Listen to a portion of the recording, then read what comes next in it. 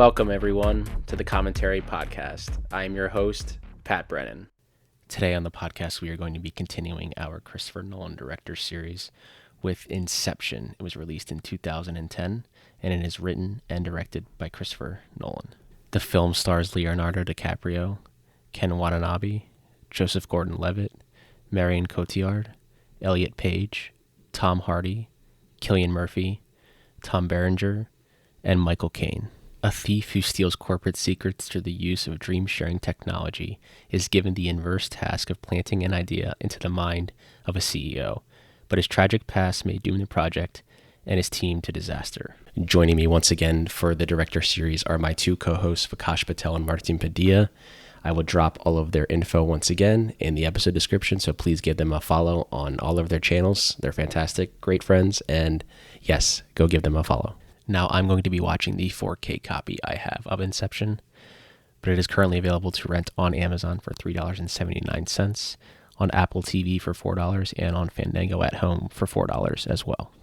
I say we get things kicked off. We are going to be pressing play on Inception, and I hope you do as well. In 3, 2, and 1. So once you've made $1 billion movie, where do you go? Where do you go indeed? Go to a $2 billion movie. I think it was a $900 million movie, but honestly, the effect of this movie, whether it's the trailer, whether it's the movie itself, unforgettable. We're talking about this is the highest grossing movie of all time.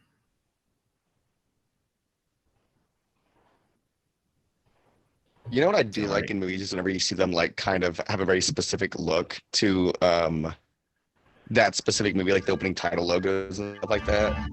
Yeah. This water right here. Yeah, so like a dream washing over you. Yeah, I remember in like Leo dies in the Titanic and he comes right here. It's Inception. He floats to the shore. How many times have y'all seen this one? 20 I haven't seen it in a while, actually. It's been a minute, but it's 20 plus. Like, I want to say I rewatched it last year, right before Oppie dropped.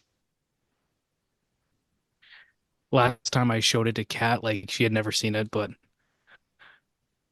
it was a good time. This movie never gets old. I think I saw it like probably like 3 or 4 times in theaters, actually. I saw it 0 times in theaters, which is crazy. Damn. Look at this. Well, I want to read anybody who listened to Dark Knight.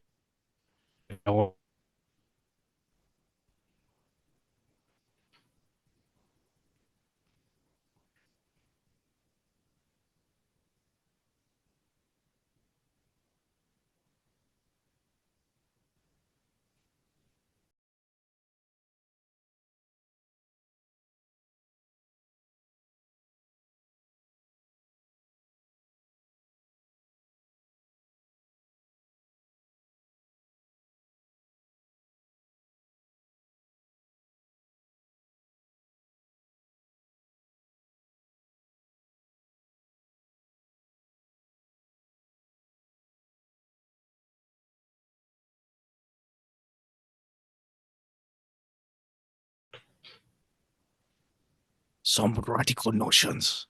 When he says that, I never forget that. Ken Watanabe, fantastic actor. If y'all seen The Last Samurai, Godzilla, all that. This cut right here is unforgettable right here too. Mm-hmm. Great exposition. I always forget Joseph Gordon-Levitt's in this until he pops up.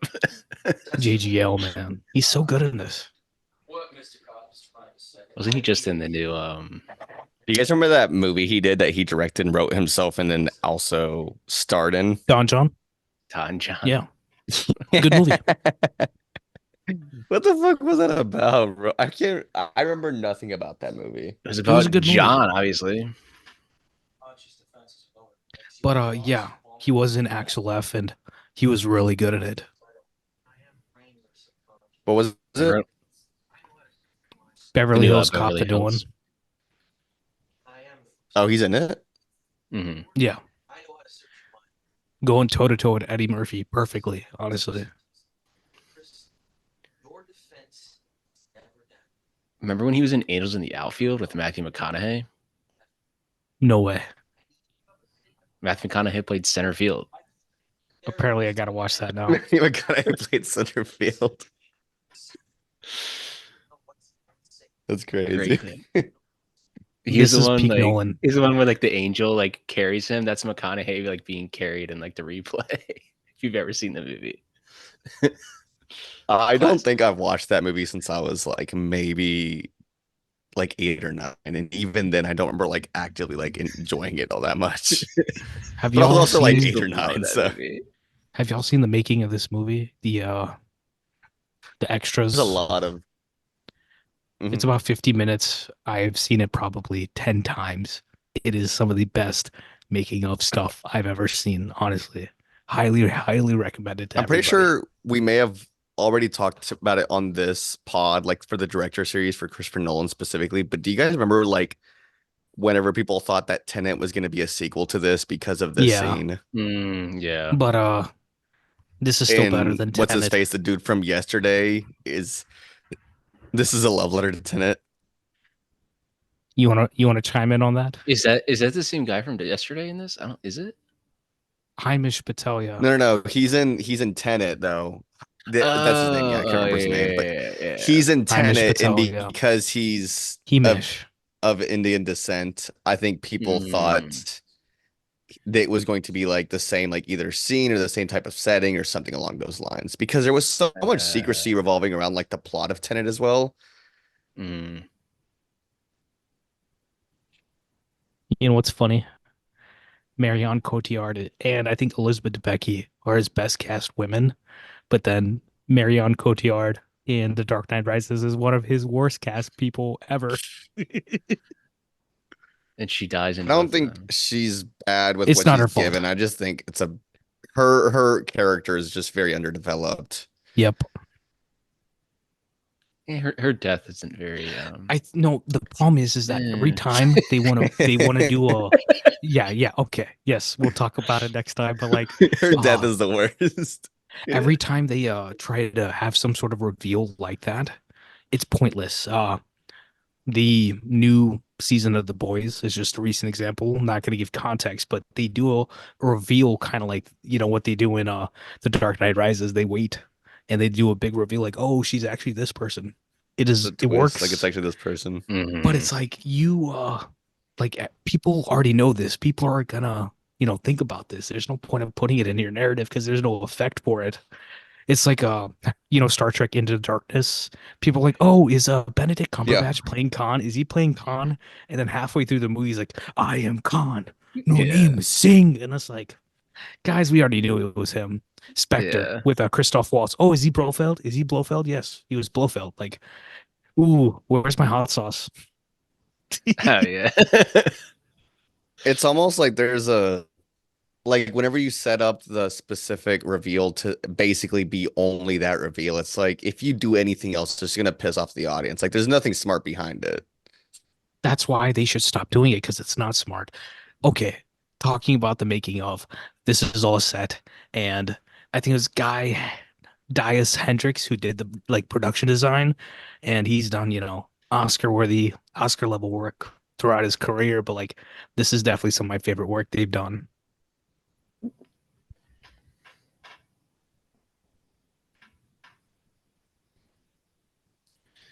See, it's like Titanic. He's pulling out Rose's picture there. Yeah. From the safe. I remember when I first saw this in theaters, I was like, what the fuck is going on right now? Like, what is happening? I'll tell you what the moment benefits is. from like a rewatch. Okay. So when y'all saw this in 2010, did y'all encounter people who said they didn't understand this movie? I did, but also the people who I encountered who said they didn't understand it are people who typically don't really watch a lot of movies. Okay. No, reason why is the first time I watched this, I completely understood the movie and there was never a question of what's going on. But then I always had people telling me like, oh, I didn't understand that movie. I didn't understand that movie. And It's not a hard movie to understand. Hmm. I think maybe Oppenheimer, Tenet, Dunkirk might be a little bit harder to understand, Hmm. but this is easy, in my opinion. Pat, did you have anybody who didn't understand it that you knew? Yeah, this actually came out, I think, the same week that I graduated high school in June. I think this came out in June of that year of 2010. And the I was people I going went into with, high school. they're like, I didn't really understand it, but I loved it. Like, if that makes sense. I don't I completely definitely like. understood it like halfway through. I was like, okay, I can kind of see what's going on, especially when they went to like when they go into like the third dream. I'm like, okay, I kind of understand what's like what they've been doing this whole time. But it's like, Nolan has a really good way of like being able to dumb down what they're doing on screen though. Like even if you don't Hmm. completely get what's happening or how they're doing it, you're able to understand where they're at in the story and like just sense of perception. Hmm. I at this movie, I don't know, it blows my mind every time I watch it. Like it's simple but elegant, and I still remember, like watching this movie the first time. I got it on DVD, and me and my brother sat down to watch it. And there is a moment. It's the first time ever where I was watching a movie for the first time, and I had to pause it and rewind the scene. Wow, I'll tell y'all which scene it is when we get to it. This movie, I don't know, fantastic right here. I'm glad Leo did this because I don't think he has another movie in his entire filmography like it. Action J. spy Edgar movie exists. besides I guess Body of Lies technically. Body of Lies. Ridley Scott's Body of Lies. Yeah. This is the moment right here that changed everything.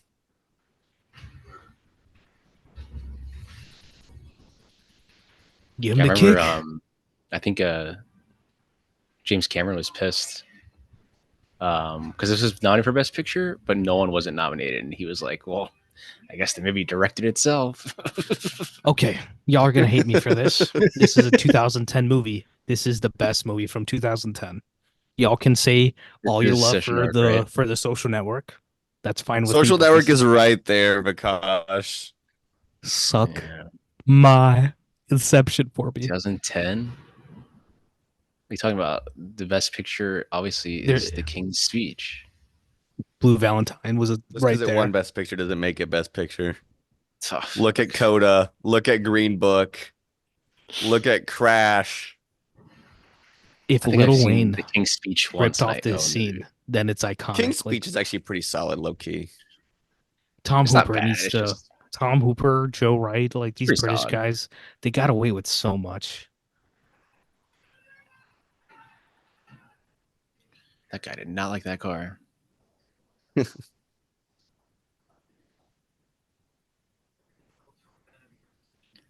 Whenever This he is the falls back first into the water, when he yeah. falls back into the water, I'm always like, God, I'd have to like all that water would go up my nose, and I'd be like, I'm done acting for the day. Fuck this. My sinuses are fucked right now. I always thought, how do they do that? Like slow-mo, like can you really capture that level of slow-mo with a film camera? But I assume they can because they did. I mean, look at freaking Yeah. Guy Ritchie and Sherlock Holmes, bro. I That know. was fantastic. That is some fantastic work. I think it's forgot his name. Our Philip Rousselet, I think that's his name. He shot that. I was literally just looking up. I was talking about Remember the Titans of Attack, so I was looking that up today. But when they cut right here, when they cut to Fiji, is it what is it? Mhm. Japan. I forgot the city in Japan, but this blew my mind right here. That was the first thing that blew my mind after the kick. Yeah, and you're like, oh, cuts right to here. That's something I think. Remember being in the theater, being like, oh, okay, we're on a different level here. Shit, this movie is moving fast. Homie right here. He's in Widows after this. I haven't really seen him in much after that.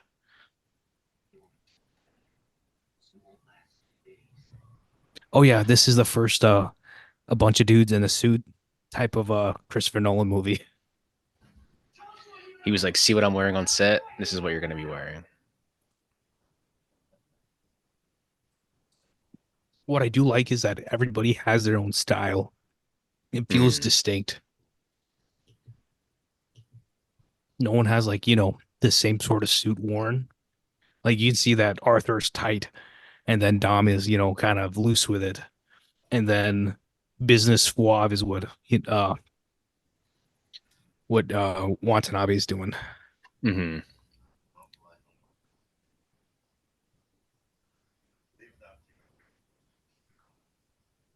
I'm trying to think of other movies that Ken Watanabe's in. I like for some reason I'm blanking. The only other movie I can think of is Gojira, Godzilla. Yeah, Gojira, Oh, yeah. Batman and Begins. We just did Batman Last Begins. yeah, Samurai. I mean I'm trying to think of other movies that are not Nolan, but I do know that he's been in other stuff. It's just like I know Yeah. your face, dude. That's all I know. The Last Samurai. Yeah. I think anytime he shows up, he's unforgettable, in my opinion. Like he's one of my He favorite is. actors. That's what I mean when I say that. Like I Memoirs of feel weird for Geisha. not remembering any other Did you movies. watch The Creator last year with from Oh Gareth yeah, Edwards? Oh, He's yeah, really yeah. you good in know, that. for a movie that I really liked, I forgot all about that movie. Like I forget about I it was pretty literally, consistently. I was literally just about to I say that. I forgot that movie I didn't existed. really. I Yeah, I mean, thought it was I pretty. thought It the was filmmaking okay. was fantastic. It's just it's kind of the same way I felt about Monkey Man, where it's like I see the Hmm. elements of like a gladiator or Greatness. something like that, Yeah. but it's Yeah. like it almost feels false using the Hmm. same sort of imagery of like, flashback, where there's Hmm. a sincerity within Gladiator. I keep talking about Gladiator. I swear we're gonna have to do it. Oh, we I gotta do it before Gladiator 2 for sure. I mean, I'm down to do it. You know that.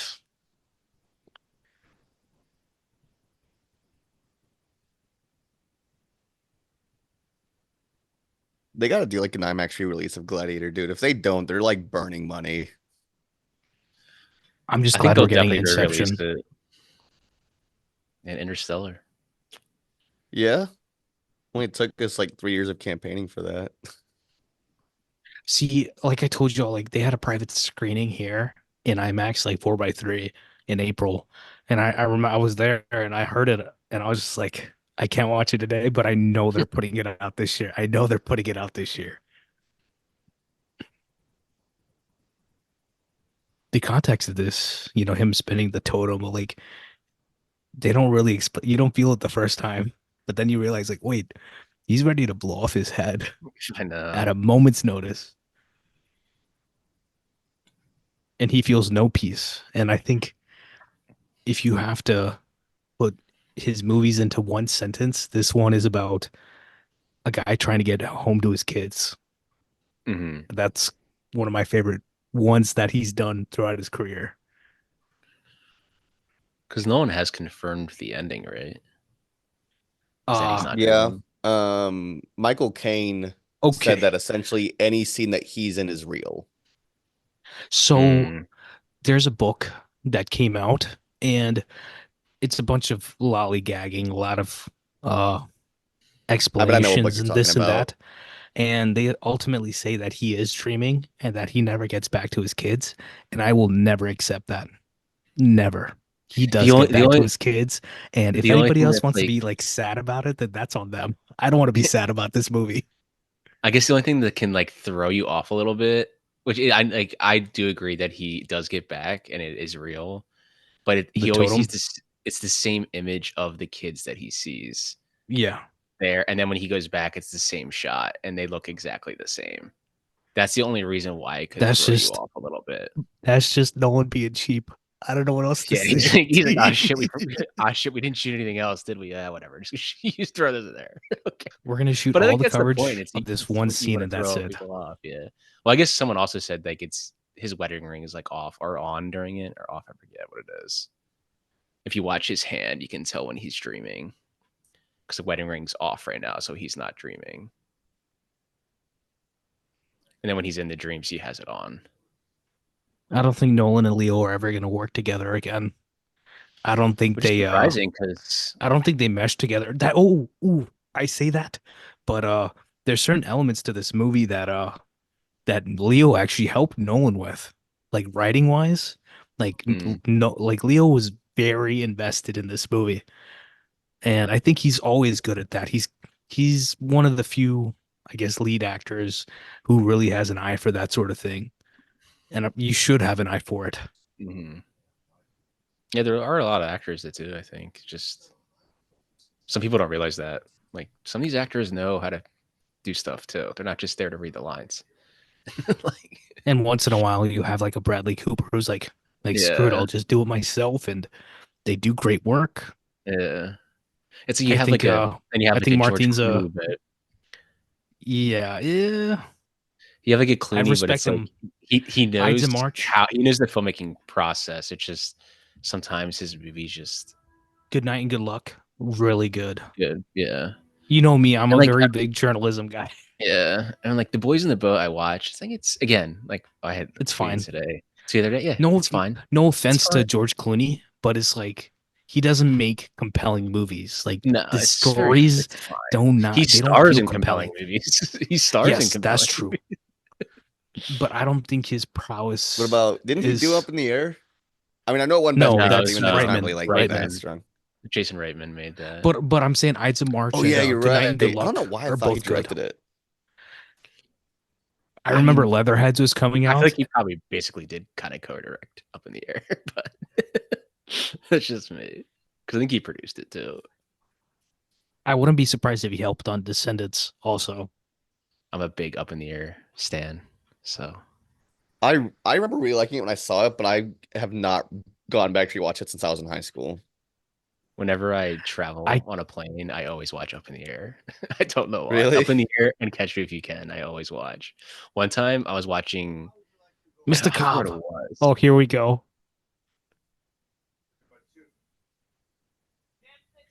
This meme right here. Y'all see this meme right here, right? Of Leo talking to him.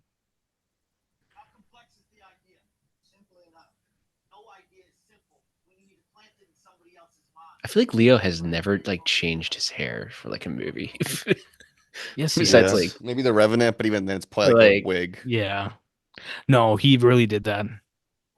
or Oh, like did he? a I guess like Yeah. J. Edgar, but I think his hair always looks like this. I mean, he's got some nice hair. I'll give him that.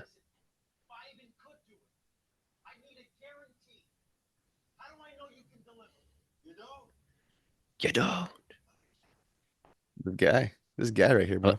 I love how he yelled Man, that line. I, I love how he I yelled want the line, yeah. and the next line was like Yeah. whispered. I love that. He yelled it and Ken then whispered. Wannabe should be a Bond villain. He should Yeah, be. honestly, he should low key. I'm telling you, let me make movies. I swear. Let's just be I've got casting taste. directors. That I mean, that would be fun. I mean, it not easy, but like when you could tell that Mhm. stuff.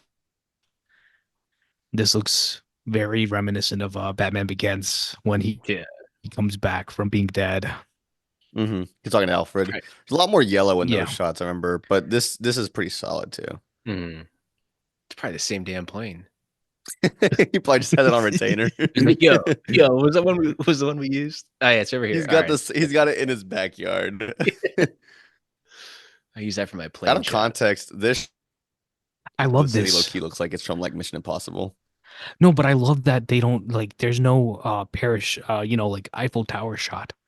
Mhm. Yeah, he's subtle about it.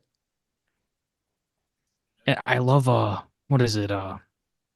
Mission Impossible Fallout. There's some good photography of like just in those streets that good they have a really good chase with the cars in Paris. Yeah, That's I know what you're great. talking about.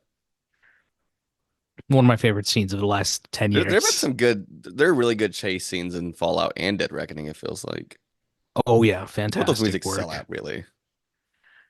I remember McHugh was like, the movie just kind of tells you what to do because he's like, okay, we're gonna shoot this chase, we're gonna start shooting it on 100 mil, and then they're looking at the shots, it's not working, and then he's slowly moving down, and it just kind of dictates what's going on. I was like, okay, interesting. He was like, we wasted 3 days. I was like, how do you waste 3 days doing that? I'll never forget the day McHugh tweeted back at me when asking about the runtime. Bro, he retweeted me. I Did he I tell think you I to was talking shut up? about Crimson Tide. I peaked. Yeah, I got a Ruffalo tweet. Pat got a Ruffalo Actually, tweet. no. Alicia Pat's Witt from Longlegs responded back to me, and she retweeted mine. It's whatever, no big deal. Damn. I've got Was it Lord and Rachel Ziegler, liked my Lord and Rachel Ziegler liked my tweet about the dog Oscars? Oh same yeah, here. I got one from she's her. liked a couple. She's got like a couple of my tweets. Lord and Miller got Edgar Wright, all Ryan Johnson. Few people we like. We're all Twitter's just good for blowing that. smoke up our own ass. We're all just I know, right? we're I know, all just right? flexing. Who's tweeted Yeah. us? Did you guys see that picture of Michael Caine's like little physical media collection? Half of them are like still like Yeah. not even opened. Wasn't it just all the Yeah. movies he starred in? It was pretty sure it was just all He's the just like movies me that he for was real. in. It's like, dude, I would do the same thing if I would just like an actor. I'd be like, yeah, this is my movie collection. These are just all of you. I'm like, yeah, exactly. Why the fuck would I carry anything else?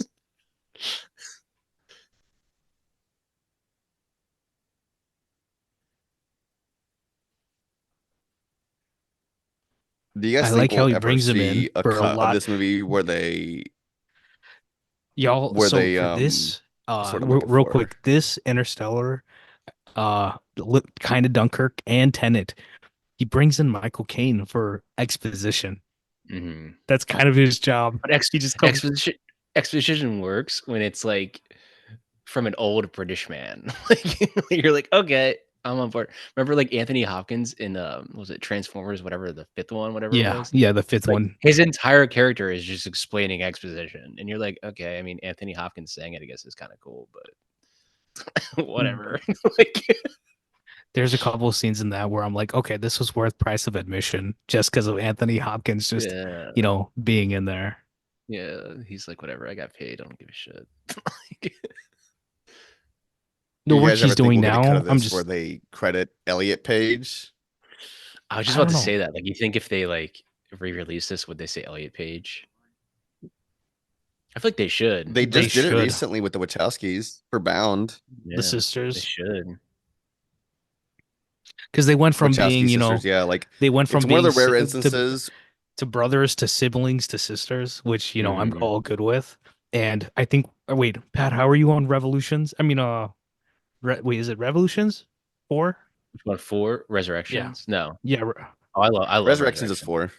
Okay, we're all We're lovers all of that movie stands. then. We're all I like stands. Resurrections. We're all stands.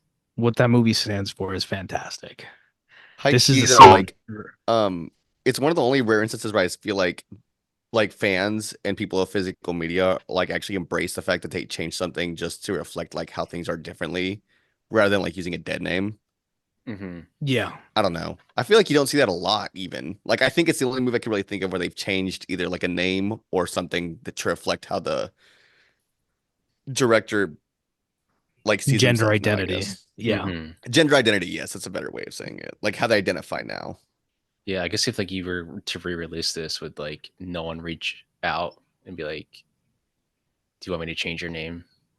And To if he did, Elliot? such goat like energy, honestly. Like Yeah. he would for real be so fucking respected.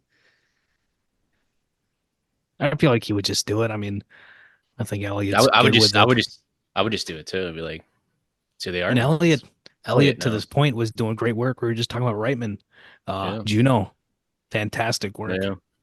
So when the explosion starts happening in a moment, that's the first time, literally first time ever, where I was like, what is going on? How? What is this? And we had to, rewind it, watch it again, rewind it, watch it again, and then, keep watching the movie because the Mhm. work in this scene right here is some of the best VFX work I've ever seen. Are you kidding me? Bro, Yeah, what? it's freaking crazy. And it's like, no, Nolan doesn't have any green screen. It's like, no, they do fantastic, special effects and VFX work. I was just Mhm. watching the making of Oppenheimer, and the VFX supervisor and the special effects supervisor are working hand in hand to create uh the stuff that he sees in his head as the vision of the atoms for the Mhm. the atomic bomb. They're doing all that together, and then they'll be working. They'll show it to Nolan like, okay, this is what we have, and then he'll direct them as to which direction to go in. They shot a lot of that practically too. Like a lot of the It's all practically. effects work in Oppenheimer really is just like enhancement. Um, Mhm. Yeah, it's okay. Like I know that a lot of people have been kind of like dogging on like who was it? Nolan, and then they were also dogging on Fede recently for saying that there's like little to no VFX or saying like, oh, we wanted to shoot as much as we can practically, but it's like they're not saying at all that this film is not being shot with VFX. They're just saying that they shot as much Yeah. practically as they could, dude. Yeah. They're basically saying we're not having actors stand in front of a blue screen the entire time and being like, okay, well now Xenomorph's behind you, so start running. Like they're not doing I that. think Fede actually he started tweeting out some stuff with the release coming, and I saw it might have been Instagram, but I saw a post of a video of one of the sets that they had outside, and I was like, wow, this looks fantastic. I think it was like a colony or something It's on like a insane. different planet. And I don't think I've watched the trailer yet for Alien Romulus. I'm just going into it. So I'm excited. Dude, I will say, whenever I went to go see Longlegs in theaters, I Yeah. was kind of dreading that it was going Oh to wait, hold be on. nothing but a bad I haven't experience. seen a trailer for that either. No, no, no. I'm If not. you I'm see not. I'm not something. talking about anything that will spoil the film at all. But I'm Okay, just okay. saying, like, I was sitting in the theater and there was a large group of just like teenagers, like young, young people, and Yeah. everybody was just talking during the trailers. And I was like, Oh, okay, you're it's the like trailer, so I really you're can't like, get mad. But I yeah. remember thinking, like, if this is gonna be like this the whole movie, I'm gonna be pissed, right? Oh The yeah. trailer Yeah. for Alien Romulus starts playing, and everybody was like dead silent, like for 2 minutes. It was everything else that they just kept talking after that. It was insane. They're just I hope locked the in. movie does well. I'm just hoping that this There was a VFX, group man. of dudes behind me though at the Oh, minute that the talk trailer about ended. They were like, one of them's uh not called Alien. what is it? Doctor Strange rips this off. And Yeah. for all the craziness that's going on in Doctor Strange, it is so forgettable, honestly. Well, And because they have with Mads Doctor Strange, Mikkelsen in it it too. it like I think the big thing with something like this and with Doctor Strange, it's kind of the same thing I said about Twisters in the group chat, was Is that they're you have to have a interacting with limit. this. They're interacting Mhm. with this to an extent that it's not so over the top and not overblown, but it's like this could be almost real. Like this very much looks like it's practical, even if it's not. The CG in the background, the VFX really sell it because there's so little interaction. They're not overdoing it. Doctor Strange, there's so much happening that it's almost like the suspension of disbelief is almost even there. Like it's not real. Mhm. Me and my brother always did the joke. Like they were all staring at her. Like whenever you go into a bar, it's like what if everyone just turned and stared at you like you're in Inception right now. Like that would Oh, just stop what they're doing that's and what we look call the over. get Fast out. as hell. I Yeah. after graduation in high school, I went to a Caucasian friend's house, and when I walked in her house, it was me and my brother, and then just all white people. And I was just like, we should not be here. I was like, That was me I don't walking want to say into her name, but I was like, can I leave? that was me walking into my fiance's house, family's house for the first time. I came around the corner and I was the only white guy and they all stared at me. I was like, oh god. Is she Korean, She's Filipino. Filipino? Oh, okay, okay. So they're One of probably my all best like friends is they're probably all like he's the white they're all boy. play they're all speaking Like, Tagalog. yeah. Tagalog. But I'm family now, so I that was like I that was go to like my 5 years. friend's house so much, like over like Thanksgiving and Christmas, that yeah, they're practically family too. Actually, my friend's fun fact for anybody listening, that friend, my friend Ross, his uncle, who sadly passed away recently, his grandfather is the person who gave birth to Tippi Hedren.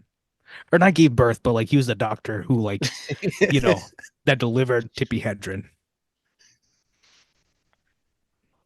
It's crazy. Yeah, I know. And we're just sitting there talking about movies and he says that. I'm like, wait, hold up. Are you serious? He's like, yeah. I was just Anyway, like, that's awesome. I mean, um, it's one of those things where it's like, I guess like you could say like when someone like knows someone else who knows someone else, like someone in like down like kind of that scenario. I know someone whose family member like knew Rosa Parks. that's Wow, crazy. that's awesome.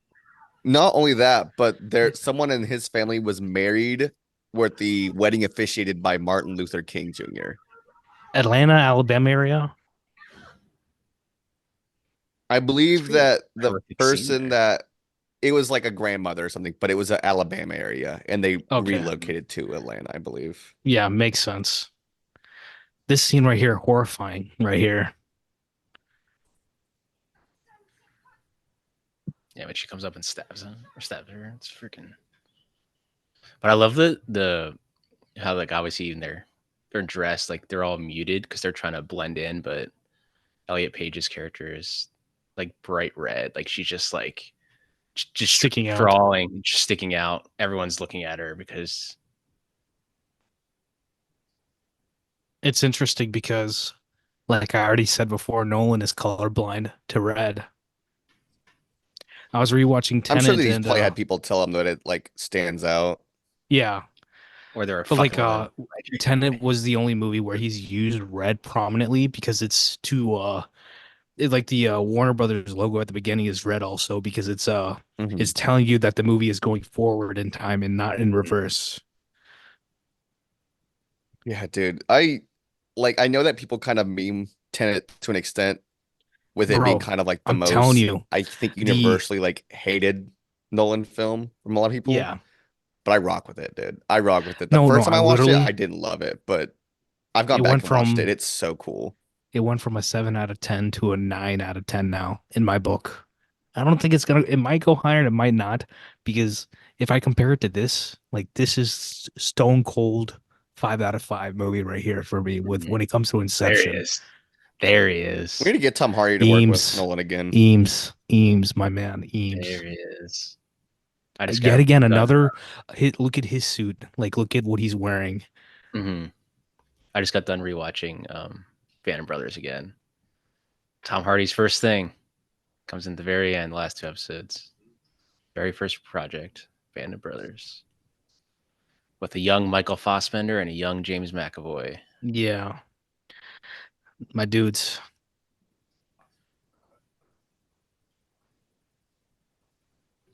This is when I first kind of, I mean, I remember him being in like Rock and Rolla, Tom Hardy. Yeah, This is when I really like, noticed him. I was like, who's same. this guy? I was like, who's It this was guy? this, and then This Means War shortly came out after this, Oh, and yeah. I'm like Tom Hardy, my dude. Chris Pine, my dude. I think I watched Movie this, and then I trash. watched Bronson. Bronson, yes, Bronson. I saw around this time. NWR, Nicholas Winding Yeah. Refn, like Then I Only was like, all God right, Forgives came out around this I was like, time, and this guy's got the oh man, sauce. He's got the chops. That movie is so very hated. Only God Forgives. Oh my God, forgives. Yes. That You want the poster I for that rock with movie, Nicholas Winding Refn. I don't unforgettable. give a shit what anybody says though. Have you you seen want to Lost fight? River from Ryan Wait, Gosling? have you seen the interview with Refn and William Friedkin? Yes, yes, William Friedkin just rips into him. But he's like, yeah. you're saying Only God Forgives is better than Godfather or like Citizen Kane. He's like, yeah. And he's like, can we get a doctor in here? I think this guy's having a heart attack. I just watched Sorcerer for the first time. Friedkin, he can talk his shit. I don't think he always hit the He is mark, but like when he hilarious. did, he really did. His Dude, interviews are hilarious. if you look into the making of Sorcerer, Bro, it is like look god up a little awful. bit, even the littlest tiny bit about how that movie was made. It is insane all the shit you had to go through. So one of the producers or last few episodes of Team Deacons, they've had on people who worked on the movie. Like there's this producer, he was like, yeah, I worked under Dick Bush as a loader for like camera, like mags, like for camera. And another guy who was talking about working on the movie, and it's just like, how did y'all survive making that movie? It's crazy. It's like This Fitzcarraldo, chase right here is fantastic. Yeah, Herzog Fitzcarraldo. Have y'all seen carrying the ship through the mountains. Meet Earl and the Dying Girl? I've seen it. That's like one of the best homages to Herzog. Mm. You know, I think the whole thing with them like making like remaking movies and making them look bad or whatever, I think that's the funniest shit in the world. Like, and the titles are so clever too. Oh, in Me and Earl. Yeah. Yeah. Anybody listening, highly recommend you watch that movie. It's Thomas Mann, Seiler, Olivia Cook. John Bernthal, Olivia Cook. John Byrne, what is he doing there, bro? I forgot all about him. He plays like the English He's the teacher. He's like respect the power, respect the brain or something. Per his I gotta contract, rewatch he's only in it for 5 minutes per his contract. Yep. So. But he's fantastic in his 5 minutes. for his contract. This I contract with love every movie. this chase scene is fantastic. And the bear. Like, The bear just comes at one episode. He's in it for 5 minutes, and we're good to Bro. go, guys. We'll see you guys later. talk about a like a gut punch in the first season. I haven't seen the second or third season yet, but John Bernthal, when he comes in, it hurts so much narratively. I feel like John Bernthal could honestly fit in this movie. Oh, he would. He could fit in this movie and no one would question it for 2 seconds. Oh, They would yeah. just be like, John okay, yeah, it's John Just- Bernthal. he's here." part of the This is crew, yeah. horrifying He's just part when of the he's crew. running through. I love this shot when it comes right down that little alley. You just feel the I don't know. claustrophobia. But see, how does the camera fit and he doesn't fit? I always thought about that. Yeah. You shoot it from outside that little thing. Maybe he's you as you're running in, you zoom in, so it looks like a little. Make it look like you're probably gonna get stuck too, but with the camera rig. Or Maybe you zoom get kind of creative with your lenses You could and be how far. wide they go. Yeah, and you can And zoom in a they're little probably bit, using push they might have a smaller camera they use just for that. I mean, they can have maybe I wonder like if it's what in they do the- with like a shoulder rig sort of situation. They wonder do if it's in use the a lot of shoulder rigs in this movie. Maybe it's in the making. No, they use a lot of Steadicam in this That's why movie. they That's made what it this. is.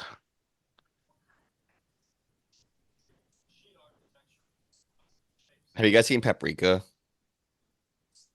Yeah, it's A been long time forever. ago. Yeah. The stuff with Satoshi Kon, yeah, like where he like it's kind of like loosely like ripped off of Oh this, no, I haven't seen. or this is like I loosely know the like movie the you're scene with the talking hallway about. and stuff like that. Wait. You're talking about like Satoshi Kon, like the Tokyo Yeah. Godfathers guy, right? Yeah. Okay, never mind. I've 2006 seen it came that. out, but like the Yeah, scene I've with seen that. the scene with like the hallway that was like in that movie. But even then, Yeah. the concepts are very similar, but they're so different at the same time.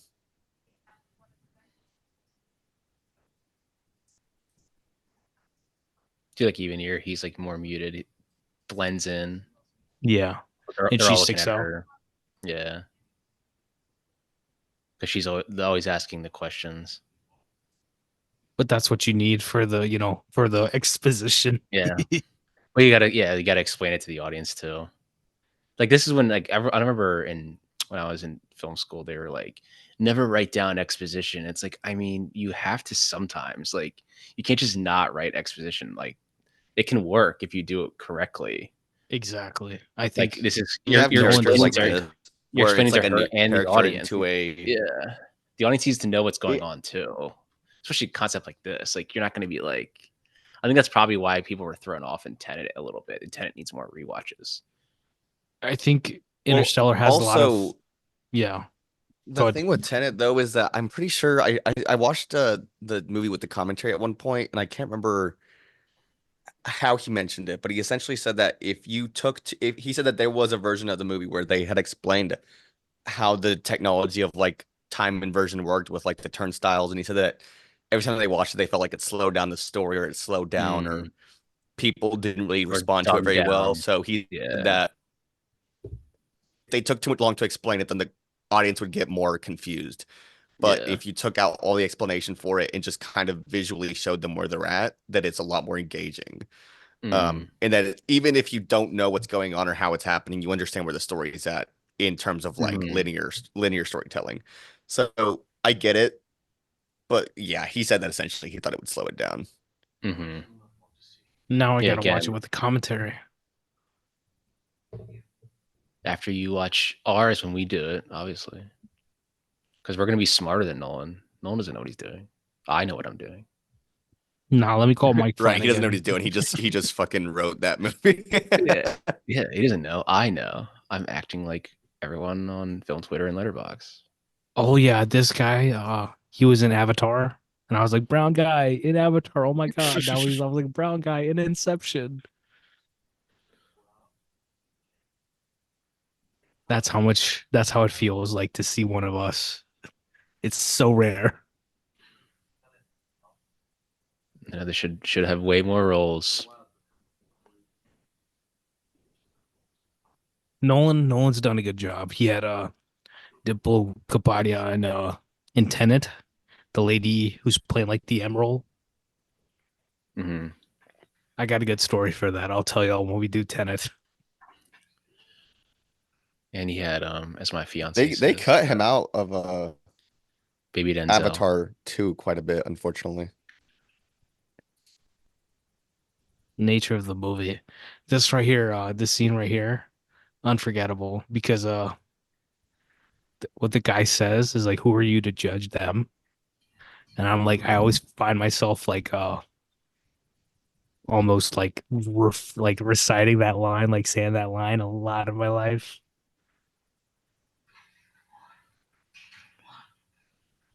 Little Shutter Island reference.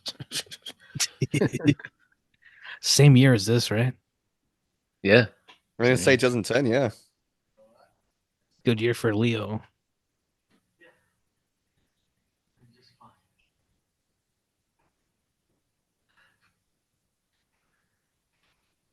The totem was a good idea. It's like the coins in John Wick. There's like, all, like There the he element of is. those things, they always Killian, man. Academy Award winner. Leo Academy Award winner. Tom Hardy, not yet. Ken Wannabe, I don't think so, not yet. I wonder if he might have a nom. He may have been nominated for memoirs, Vikash. No, him and Tom both have noms. What was Revenant for Tom nominated Tom. for? What's nom for? Oh, Revenant. You're right. Revenant supporting. Yeah, it's supporting. 2015, the most stacked year for best supporting actors, in my opinion. Yeah, Tom was in Mad Max and Revenant that year. Damn. Yeah. Supporting role there too, which I'd argue, Yeah. even though he does more talking in The Revenant, I like him more in Mad Max. Mm-hmm. Well, his performance in Mad Max is Elliot- so like physically Page demanding too, as well. Oscar nom. Yeah.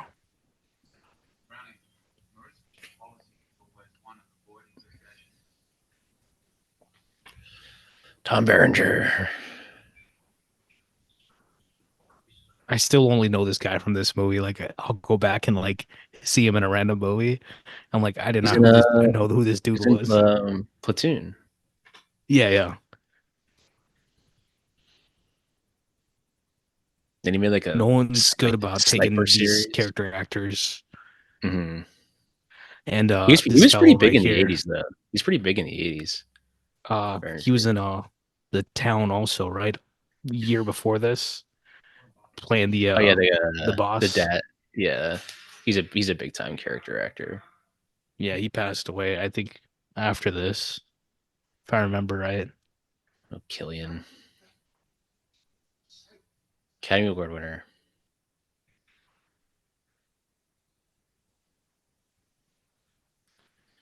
God, You he can probably is tell getting so many offers now. Oppenheimer was long time coming. I think him and Nolan, their bromance was definitely always there. Even if people didn't really It's so see it, nice like we talk seeing. about Michael Caine a lot, but Killian shows up quite a bit for Nolan. I love whenever Yeah, actors work with the same director on like multiple projects. he's in the trilogy, Dark Knight. So it's 3 there. Inception, Dunkirk, and Oppenheimer. It's 6, right? Yeah. Yeah. I'm pretty sure Dark Knight Rises, like, yes, he's in it. Intended for the Joker, wasn't it? Yeah, we talked Yeah, about it 'cause last he's time. only in the one. He's only in the one scene. Yeah. His costume design in that and Rises is pretty fucking sick though. Yeah. These suits, yet again, look at Eames, man. Mm. You're like, you just look at him. You're like, The streets you're are like, like, saying Harvey Dent is in the new Joker too. oh yeah, because someone I think posted they had the captions on, and You can one of see the in like quotes said there Harvey. was a One of the caption quotes that said says Harvey Harvey Dent's Dent. character says it. Yeah, Yeah. I still haven't seen the new trailer for it either. I'm not going to either unless I see it in a theater. I think I'm hearing 70 mil IMAX release for that, if possible. Which, if I that's will the be. case, I'm not really that excited I'm- for it, but like I'll see it there. See, my problem is I was watching Twisters the other day, in IMAX, and I didn't Mhm. realize it till watching Furiosa and in Dune and Top Gun to an extent, where I'm like, the framing, like you really got to move your eyes if you're watching a 4:3, and it's not a 4:3 movie that they're showing in there. Mhm. I know Joker's not gonna be 4:3, and depending on how they frame the movie, it's gonna be a lot of eye movement Mm-hmm. because there's no I know intent everyone really for like likes central twisters, but framing. yeah, I get what you're saying. And I'm talking about like I sit in the back row, and even then I have the issue. So wonder what happens to the next 20, 30 rows of people. I like sitting in the middle, depending on like what theater it is, but So for the most part, like the any problem IMAX is showing that I go to the middle. the IMAX theater that we have, the top row is the middle of the screen. So it's like in the Oh, Mm-hmm. it's old one of IMAX those that theaters. I get what you're yeah. saying. So the old IMAX, if you sit in the middle or like maybe like 70% to the top, then you're at the middle. I think about these things too much. The one Because, at Mall of because Georgia that's it's like 40 minutes from me, the yeah. very top of that one is like, I want to say a little bit higher than the middle. Yeah, I don't know why they do that. It's like they should take that into account because it definitely messes with your viewing experience. I hate going to movies and them not having like stadiating. Like any theater, like all the AMCs that have the recliners in them have pretty Yeah. much gone to the point now where they're all like just level and then the screen is like right at the very front. It's really tall. I don't really like that much. The one I go to in Long Beach, the AMC, there's like two sides to it. The left side is what you're saying, where it's like level and they kind of just like are on the ground and kind of pull up a little bit. But the right side's stadium and it's all reclining. So those ones are You actually see, really like, nice inside. why don't they put that in the like description when you're buying a ticket, like what I kind of theater it know. is? Like I'll know, and I'm like, "Fuck, it's theater So 4. God damn it!" Like it's gonna be on I the will left. I'm like, say whatever. I Like, do I do like whatever straight seating sometimes, but for the most part I do prefer, stadium seating like if I because know, like Trap will be that opening weekend. It's gonna be in like the there. It's the number 10. I know it will be. It's the biggest theater there, and like that stadium, like stuff like that. Like whatever it's the biggest new release will get that stadium seating for sure. Obviously, You Deadpool know, Wolverine's got like 80 they showtimes this weekend. oh they man, I just love this. screened Trap. The streets are saying it's one of Shyamalan's like return to forms kind of movies. Streets are saying. The Okay, streets are then saying, and by the I will streets be I mean seeing it. Twitter. Enjoy your time at the concert. His I always like laugh. the one who's in the concert or like the one that's sorry, putting on the concert. I can't talk. So the As watcher is one daughter, and then the other daughter is that's the one that's in the whatever the yeah, lady I think she's like the that's pop singing. star. Yeah, Yeah, She's the one who's the artist at the concert. I didn't realize yeah. his daughter wants to be like a actual singer. So someone online was saying that like the first like 20 or 30 minutes, it's actually like pretty good energy. Like it's like almost like music meant for the movie. And so I'm willing to bet it's probably gonna be part of the soundtrack if it's as good as there's if that's what it's kind of it's putting down. I follow her But on yeah, he TikTok. was saying that essentially like his daughter or him. His daughter has a Daughter. tick. Dude, with M this Night has video, Instagram. He's been posting behind the scenes sort of like little I saw, infographic yeah. things. Yeah, I I've know on been Twitter reading he's been them. like posting like things daily about like how he was shot it and stuff.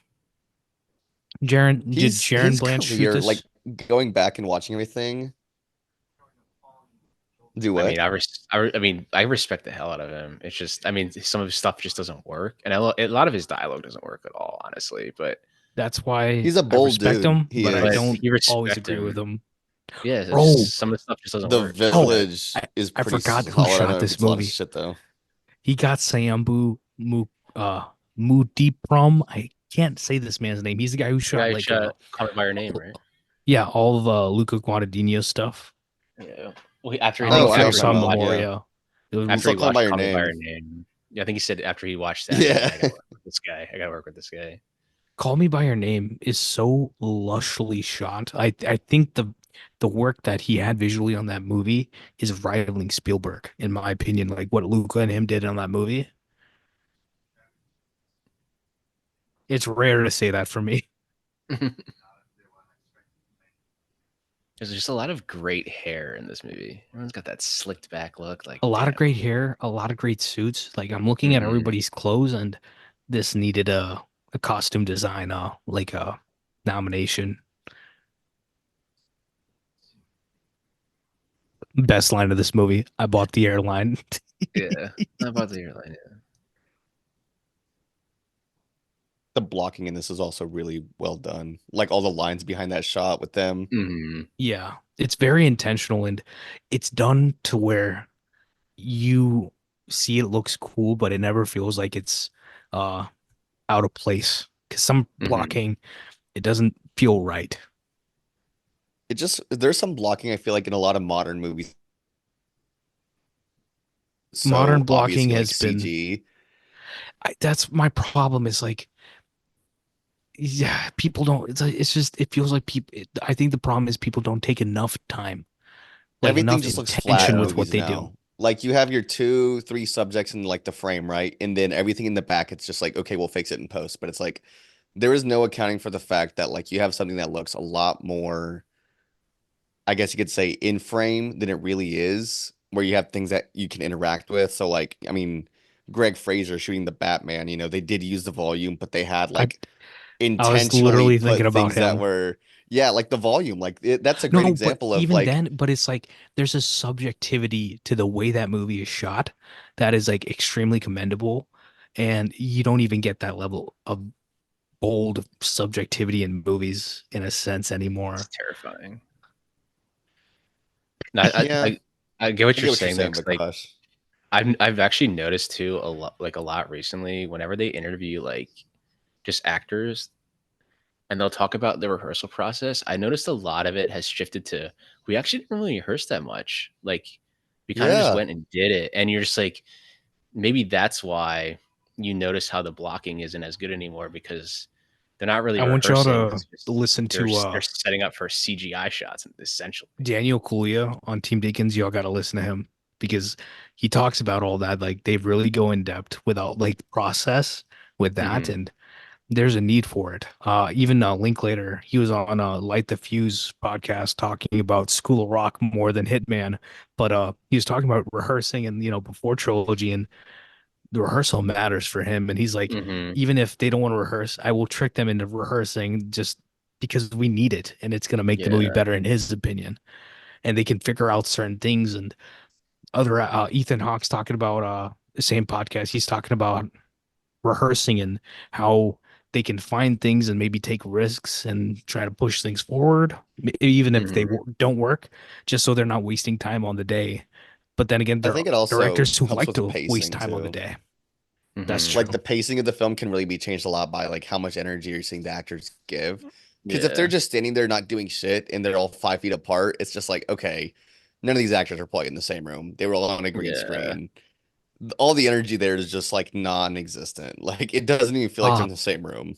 so what I want to talk about for this movie though is there's a stark use of like I said, watch the making of for the movie, but like you can tell there's elements of science fiction within this where he always wanted to use real sets, like real locations, and then Hmm. integrate different elements within that. So it's like this house feels real, or like there's when they were standing in the street before when they're planning the heist and the street's just empty, but you see the world kind of flipping in the corner. So he's always just trying to make sure that the basis is there for like a realistic basis of like Hmm. location to ground you, but then he kind of adds in the elements of like the elevator here in this scene.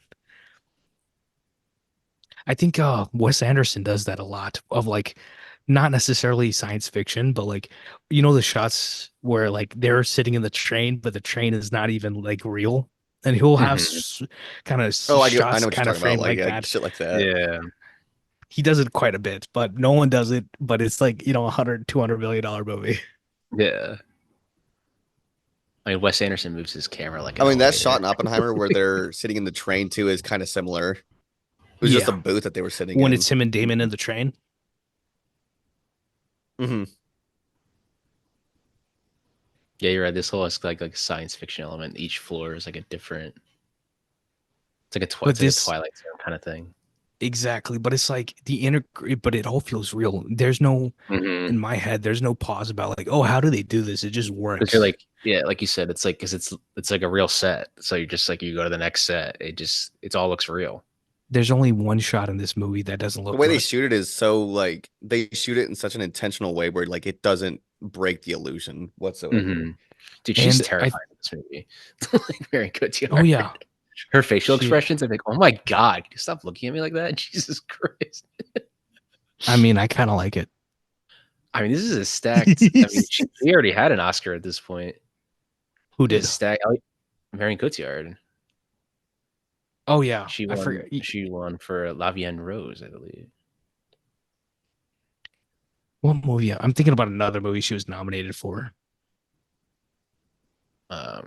Elliot Page Her, was already an Oscar nom. Michael yeah, Caine. Oscar, so many royalty cast. Obviously, Tom Hardy hadn't been nominated at this point, but so looking at this cast or now, Killian. you're like, damn, yeah, Killian now an Oscar winner.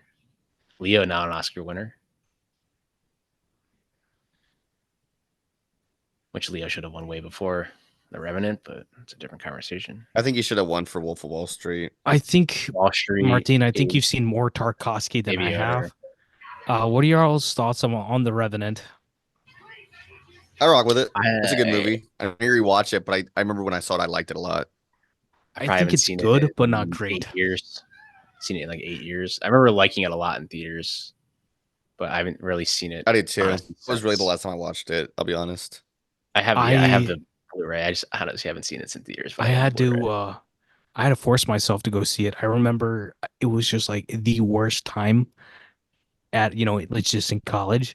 I was like I had so much going on, but I was like I literally if I don't go to the theater, I will kick myself for not seeing The Revenant in the theater. And good thing I did because I still think it's one of the best like shot movies I've ever seen. But more, besides that, it's like I don't know. I've seen better revenge movies, but I do respect the movie.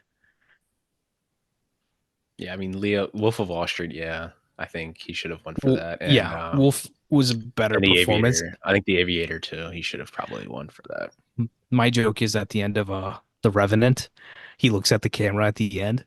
He's like, "Y'all better give me that Oscar." Yeah, give it to me, man. Yo, Vikash, you're a That's pretty fun. big Michael Mann fan. Yes, sir. Couldn't help but notice that, there's a wonderful theater in Atlanta that is showing a Michael Mann film on 35 mil on August 10th.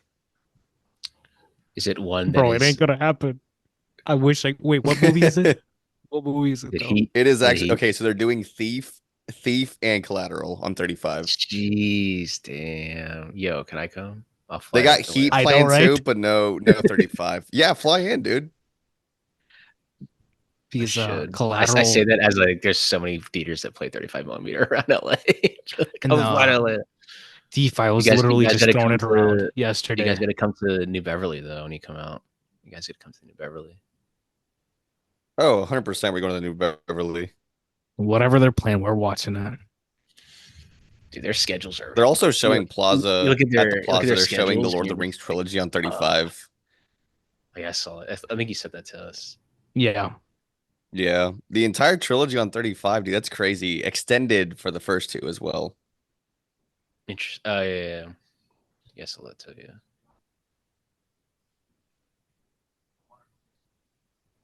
Yeah, the New Beverly's when they ever make their schedules every month, I'm like, I wish I still lived up closer to that area to like go all the time, but I'd sit there all day and watch all these movies. Me, Insane. I think I've only seen. I mean, besides Childhood, the only movie I've seen like on film is Dunkirk on 35. That's all I've seen in the last like I guess 15 years of my life, or maybe 20 years. Yeah, I saw that Oppenheimer 70 millimeter IMAX. I've gotten I very will. lucky living here. I go to a lot of them. The Yeah, it's like I can go The to them. water It's in just Dunkirk? I'm lazy to drive to Like- like up into LA to see stuff. And then I've never parking's a seen fucking water look bitch. better. in Dunkirk. I'm telling you, it's just unforgettable. There was some problem with the projection, but even then, it's like it looked fantastic.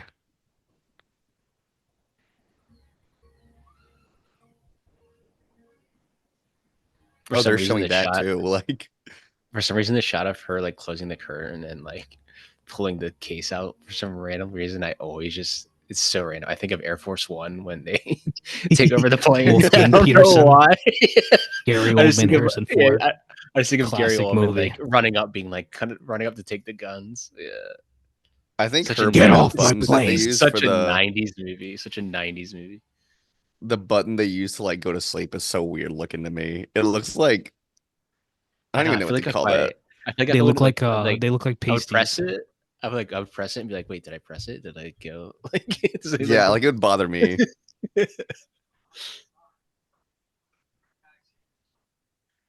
George Cottle, who does the stunt work, the stunt coordination for Nolan, he uh he was talking about doing this movie a bit on the Team Deacons pod. He's a cool dude, and Nolan pretty much just gives him this time to like do what he's got to do. But Nolan shoots all of his own stuff, so that's the best thing. He was talking about the uh the stairway or the hallway, the rotating hallway. Mhm. That hallway still just one of the coolest things they've ever done on film. Yeah. He was like, "Oh, 2001. Let me up on let me do better than Kubrick. Hold my beer." Yeah, 'cause then they just pull the crane in as it's spinning. It's I've seen the BTS of that. It's fucking sick. I love that this scene is in the rain. It just adds to the tension of it. And obviously his mindset. But I I also think they love were how talking about it's like this sunny too. too. It's not a cloud Yeah, in the sky and it's raining they had to because use it's a what do dream. you So they it's had to use what do you call it? They had like a soft box or something on a crane, and they were like moving it as the sun is moving in the air. mm.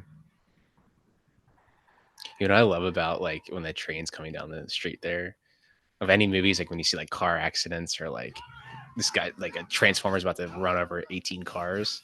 I always Yeah. like love to look at the cars, and they're like the oldest cars that they definitely found at, like a junkyard, so they could just destroy Also, them. this right It's like here, it's a very Saturn. They much don't even make a Saturn anymore. this is Michael Mann They just right do it to here destroy too. the shit. Yeah.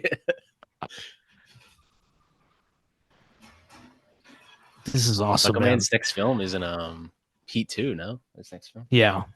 They actually for $65 you can get all the notes and all the behind the scenes and all the process of making Ferrari.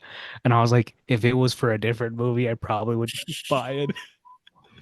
I saw that dude. Freaking guy's a goat. It's honestly so cool to see what he does. I'm glad he did that. I got a Ava DuVernay's masterclass. It was good. It wasn't, as in depth as that, obviously, but it was good. I wonder if Nolan watched the Heat shootout for this. Of course he did. They just added cars. This is awesome.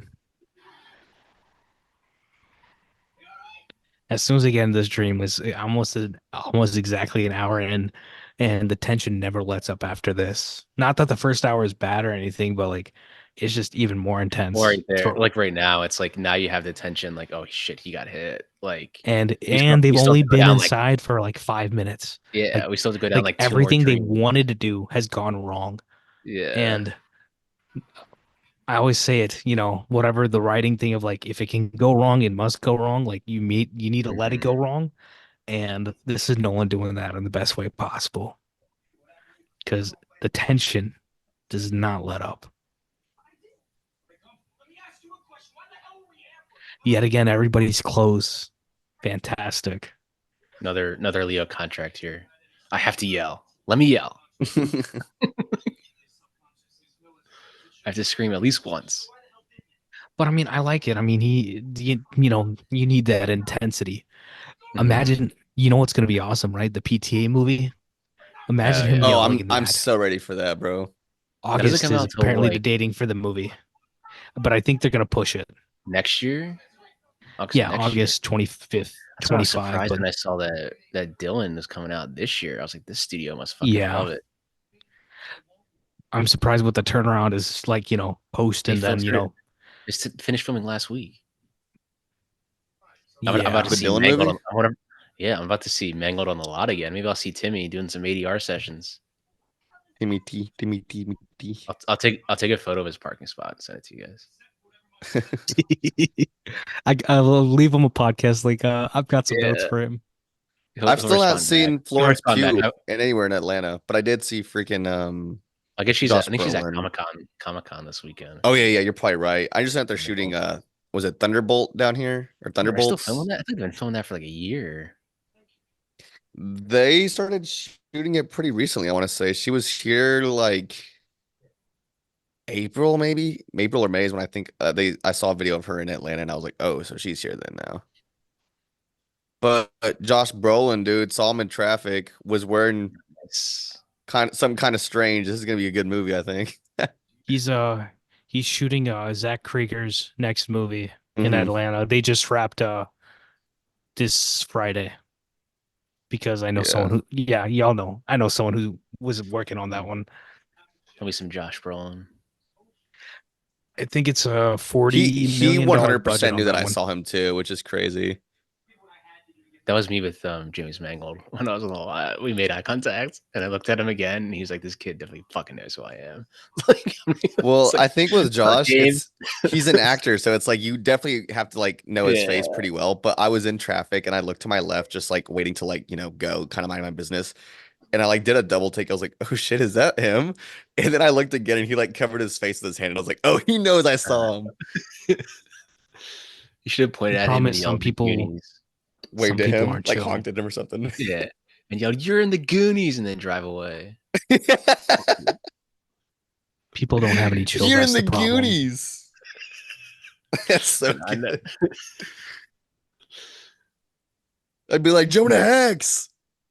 Oh, you should listen to him on One of the most we're going off disappointing the movies of rails. all time. I know he rips in. I don't know if you guys listened to the Smartless podcast, but they had him on like a few months ago, and he like kind of ripped into Jonah Hex. Oh, he was like beefing with the director for a really long time, but I guess he's got That's cancer where now and they're like friends. all the info came out recently when he was talking about it. That's from the Smartless podcast. That's what he was talking about. I gotta start listening to that one.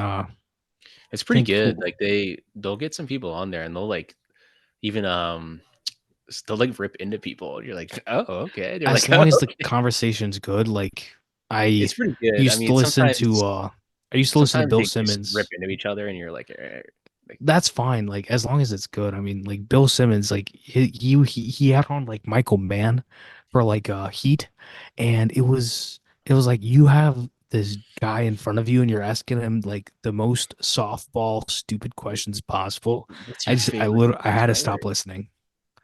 I know Bill Simmons is hit or miss for me. I think I stopped listening to the rewatchables because I was just like, I don't know. Listen to Cinema Pursuit instead, because Yeah, the and the comment, conversation's better. yeah, What was it that we were talking about? I'm pretty sure we were talking about in the group chat, but the dude from God, what's his name? Awards chatter, Mike, is it Mike Feinberg? Scott Feinberg, yeah. Scott Scott Feinberg, Feinberg, that's his name. He is oh my gosh. Like I like the listening to the worst people he interviewer. has on his podcast because if you can kind of just focus on them, it's really Yeah. interesting Oh to yeah, just let them talk about their he gets career. But big oh my names. He gets gosh, the big dude does names on not know there. how to interview anybody. Yeah, he used to do the Uh roundtables, and he was the worst interviewer. Riz Ahmed was on his podcast, and the conversation he has about like representation and like just as people of color, how you there's different sorts of like representation and how where we want to get with our culture just as people of color acting. And I was like, oh, this is a great conversation. And then this man just cuts in. I'm like, why are you cutting this man off? Like, let him talk about this stuff. Yeah, He also he had kind of an ego a while ago, and what was it that he Yeah, got he said really something. insulted on like he got No, no, really no. insulted because somebody said that he was dumb, and then like a few months later he got like excluded from something, and he got kind of an ego online and was just talking hella shit about yeah. something. But Pat, yeah, I know what you're talking about, you know what it Vikash. was. Like whatever it was, like I literally had to block the guy. Like it was I bad. forget. I remember He was seeing just it. I being forget what it really was petty about. online. But yeah, Yeah, I it was know. something about that. It Yeah, it was more than petty. He was being like disgustingly ignorant, it was and definitely it that was an sort of ego be. thing. It was an ego thing, being like, I'm in the industry and you're not. Essentially, what it was, and like he kept like running with it, and then people were Well, like, okay, don't give a I shit can't about remember who you. it was that was on the episode, but it was like the awards chatter episode. I can't remember who it was, but he's talking to somebody, asked them a question, and they're like, "You're a really dumb guy, you know that?" And he's like, "No, I'm starting to see where you get your reputation." The guy's just like, "Yeah, I don't even want to be here anyway." And he's just like, "Well, you know what? If you don't want to be here, get the fuck out." Like Oh, he's Yeah. just being a dick to him. It's insane. he had on Steven Spielberg. He's had on so many like crazy big guests, and it's like, I mean, he's the Hollywood Reporter, so like he can yeah, I easily know. get those big guys. Spielberg was on the I Smartless would podcast. Spielberg was. now. I gotta listen. Now I definitely gotta listen. Well, that's what I mean when I say that. Like he's got really good guests, but most of the time he has like the most like he's got the personality of a breadstick, is what I think. It's just that Yeah, he doesn't really ask anything that's going to compelling. Mm, get a That good, yeah, is like nothing so compelling there. disrespectful. That is so disrespectful. Why would you talk down on breadsticks like that?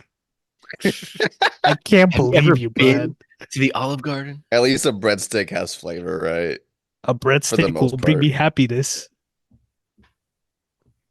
No, it's pretty rough. Like whenever I'm on road trips, I listen to a lot of the episodes at like once just so I can get through them. But yeah. I I mean, y'all know unfollowed what it. I I'm like, listen to. I I'm keep bored of bringing up talking Team about because it's because I genuinely listen to them because the conversations are good and like you learn about some of the people that you it. like.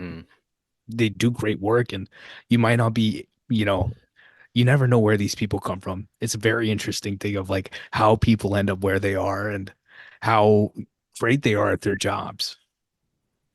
And And then they're you happy have to do them on top of that. Like they love what they do.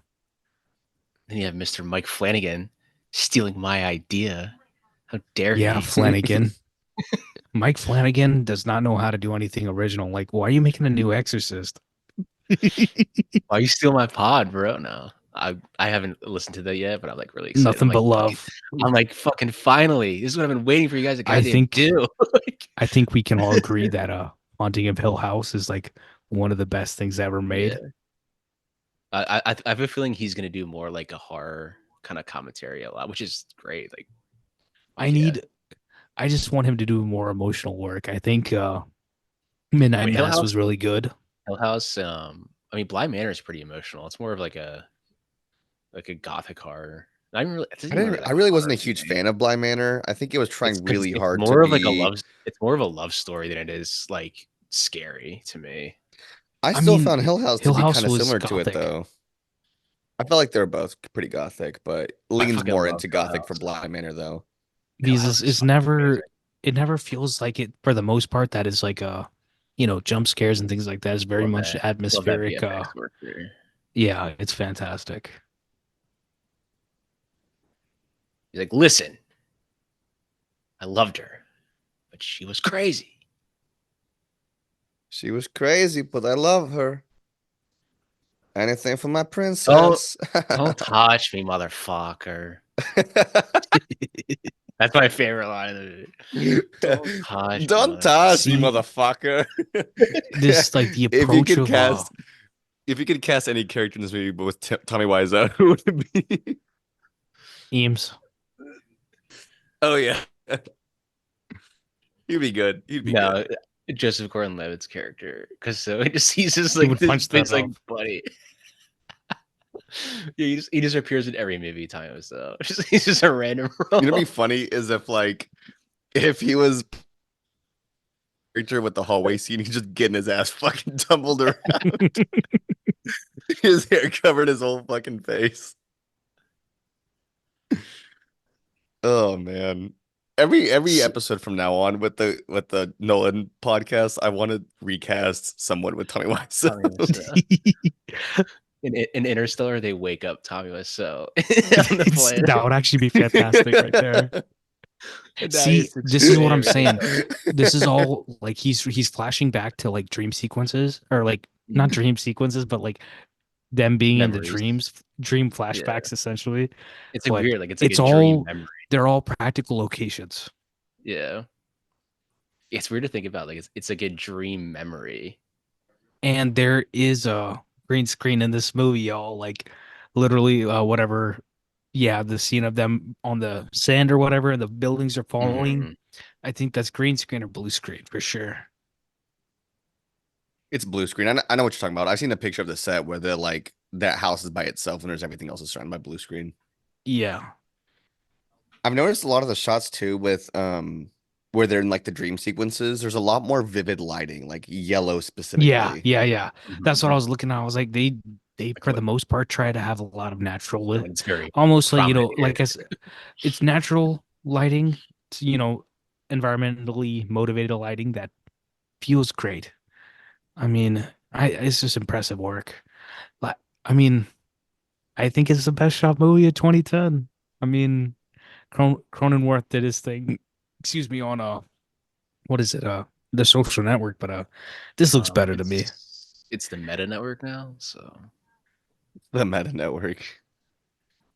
We have the Meta Network coming on the pod on Cinema Pursuit yeah, next yeah. episode, Fincher like aka Steve Jobs. Fincher re-edits the movie to make it just meta instead of the social network. Drop the Facebook, just Meta. It's cleaner. Yeah. This is horrifying right here. I know every scene with her is like a horror movie. It's terrifying. I'm She's telling you, I know, but that's the thing. When's Nolan gonna do the horror movie? Like, I'm yeah. sick and tired of this man, like edging I'm us. Like, sick and just do it. tired of these damn atomic bombs. Give me the damn horror film.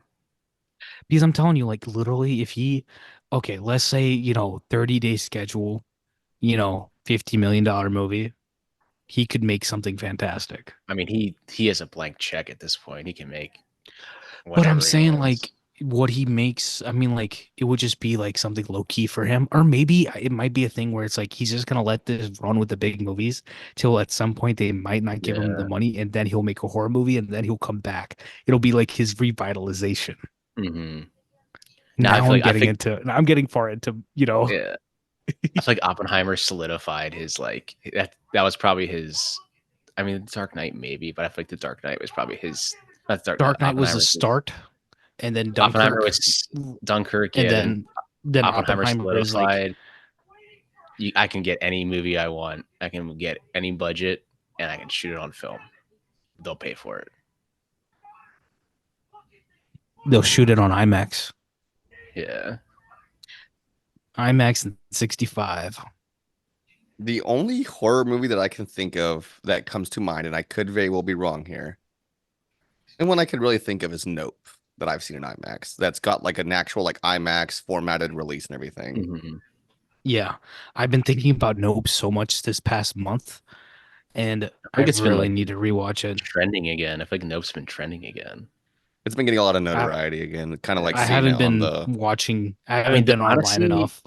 the more I think about it, um, I think that's his best film.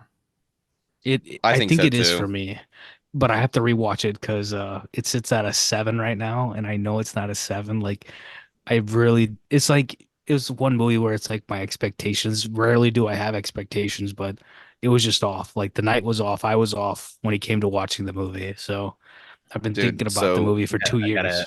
we gotta hit that's that a on the movie that I Jordan Peele. remember thinking like, oh my God, like I was walking into it like really not expecting much, but then it like blew me away. I was like, what the hell? Actually, the scene at the beginning of the movie, or like about 20 minutes in, when he walks outside to the to where like they keep the horses, and then there's a kid Oh, and it's like a false with the Oh start. alien yeah, mask on. I was like, wait, is this this feels like an M. Night Shyamalan movie now. You know, that scene's when that elicited scene one of the came up, biggest laughs, you in go I've ever heard back. in the theater when he said nope when he sees the kid. I feel like he did the same fucking thing. I remember thinking that was like I thought that was really gonna be the aliens for real, and I was on the edge of my fucking seat. I was like, oh shit, they're gonna show it like this early too. I think that was my problem. I didn't know. I thought it was gonna be. My expectation was like, bipedal alien, Hmm. but what we got was severely more horrifying. Like the shot of him ingesting, Yeah, ingesting the I people. knew exactly what you were gonna say too. Yeah. Unforgettable. Fantastic work. Like if you really want to horrify me, like you need to do work like that. I love it. I really love that. You mustn't be afraid to dream a little bigger, darling. Classic trailer line.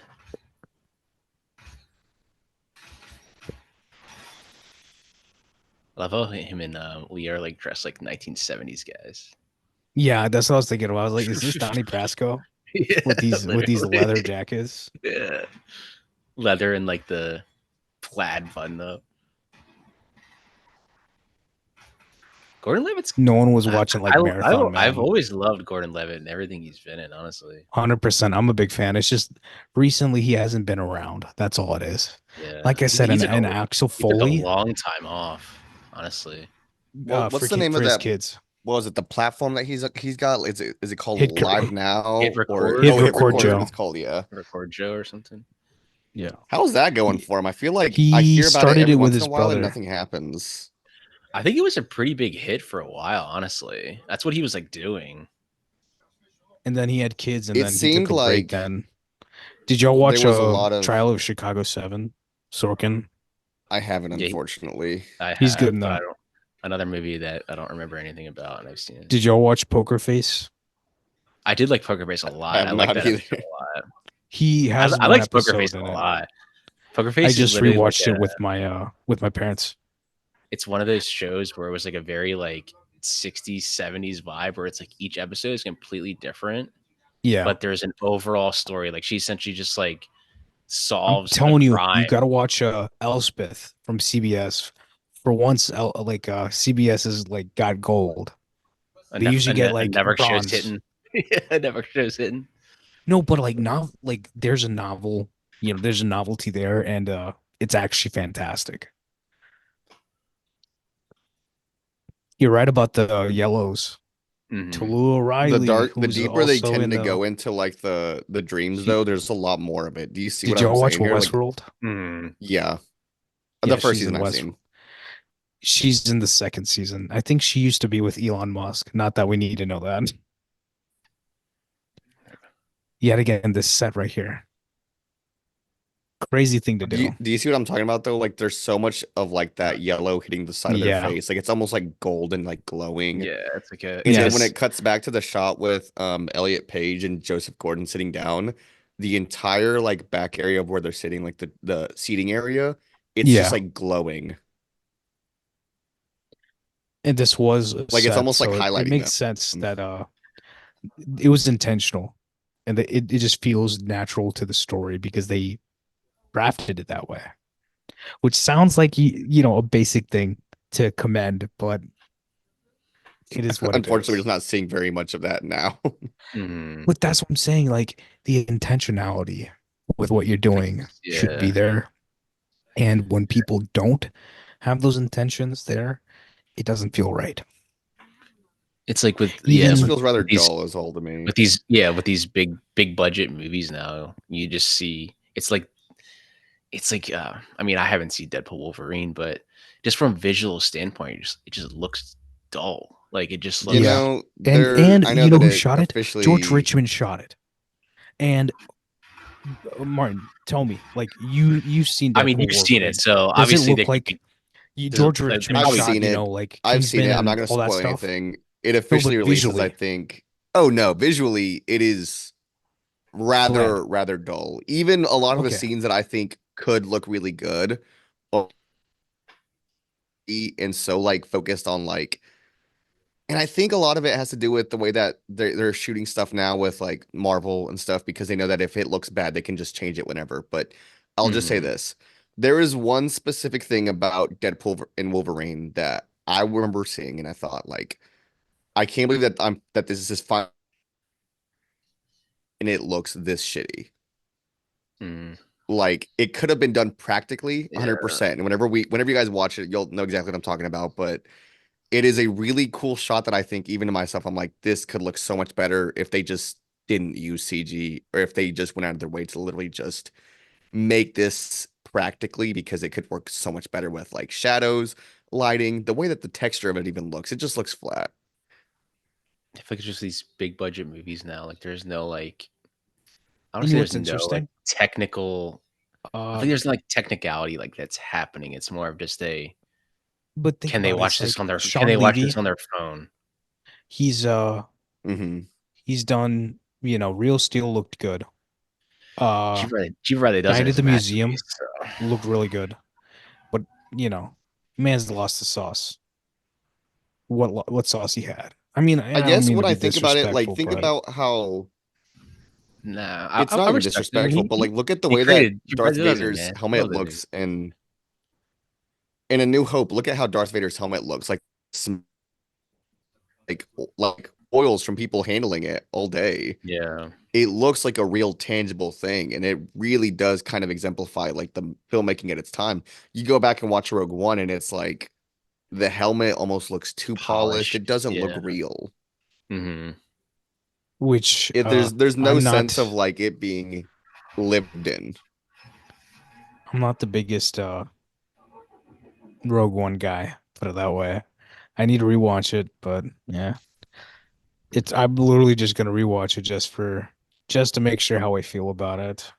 When I was going home Which I from the hope I theater, feel better about it, but when I was going home from the theater, after seeing this, whenever my friend would make a turn to like to the to the right, I would put my hand up in the air like that, pretending I was like asleep in slow and motion. and like I said in the behind the scenes, they show how they do this, and it is crazy. But that's the thing. He uses all this production value, and it's all emotionally about what's going on with Fisher's character and them trying to get this heist done, and But it adds look to how the tension of it. look at how the lighting changed too when he realized that Yeah. he was Yeah, now it's um natural.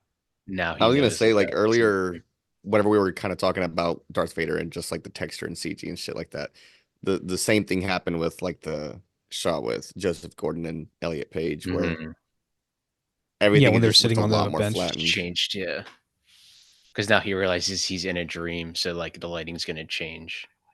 It's no longer this vivid world that That's he's George used to. Like Yeah. it's Carlin, so the guy that just flat. sat down at the bar. He's the stunt coordinator, the guy that's Oh, chasing him that's right now sick. in the suit. Oh, that's sick.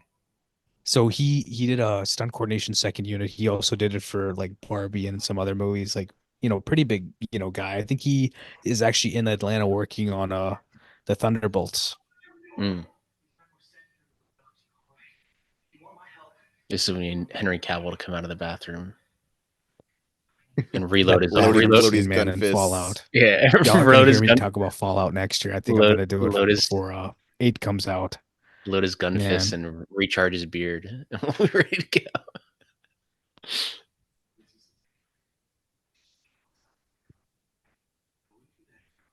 You know what sucks? I was thinking about the other day. I was like, "Ah, if only if Oppenheimer had come out, or they started shooting Tron like 2 years from now, and Killian had that Oscar, they would have made Tron 3 with Killian's character from Tron Legacy. ah, okay. So he's great in that movie and unforgettable. 2 minutes in Tron Legacy, but like I don't know. I We got Jared Leto, bro. We're so cooked right Got it. now. Yeah, like like We're no, so they had it done. right the problem there, is that and anybody who's you're seen setting it Tron up Legacy, as like but a but anybody that's seen Tron Legacy, the end of that movie was so bright. Like they drive off on the motorcycle, and you're like, bro, she got out of the computer. Like, what's gonna happen now? What does this mean for the world? mm, And they're probably not even gonna address it in the new one. oh, probably not at all. It's probably just going to be its own like kind of standalone thing. I think. I feel like I've read something about like a leaked synopsis about the movie, and if it's true, I don't know how true it I is, don't know. but if it's true, it looks like it Is sounds Jeff like it's gonna Bridges? be ass. Jeff Bridges is even in it, so I mean, I just don't get it. Like, how do you take a movie like Tron and think to yourself, like, oh yes, the coolest thing about these movies is the real world. Like, shut the fuck up.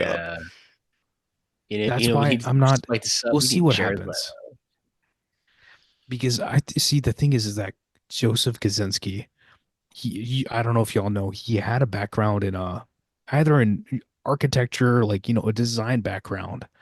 Leto. And if you watch Oblivion, you watch Tron, you watch Top Gun Top Gun. Maverick, you see the intentionality visually. and he's really good at that. And we'll see what happens. I mean, like, the guy they've got doing Tron Ares, he's not necessarily, a bad director, but it's it just feels like a farce. They Yeah. fundamentally Peter did Greenaway not was kind of like that understand. too. He They was an didn't understand architect. why we love these movies. No, studios never do. No. I don't think they understood why We we love asked Twisters, in my we asked for opinion. National Treasure 3 and they gave us National Treasure book whatever the TV show was. And You guys Edge of know why History. we didn't get a National Treasure 3, right? I feel like no. What? Why? I feel like you guys just talked about it on your pod, but I could be Yeah, I wrong. know. But the whole That's what I'm thing, trying to think. I think I don't remember, what did I I believe say? they I said don't that they could not find a way to implement it into Disney parks, is what it was. Oh wow, Because they had what a pirates, load of crap. they had like all these rides and you stuff have and the like you have attractions the for all these damn like you have the President's Hall. Put it right in there. Like what are you Honestly, doing? the integration for that would be fantastic.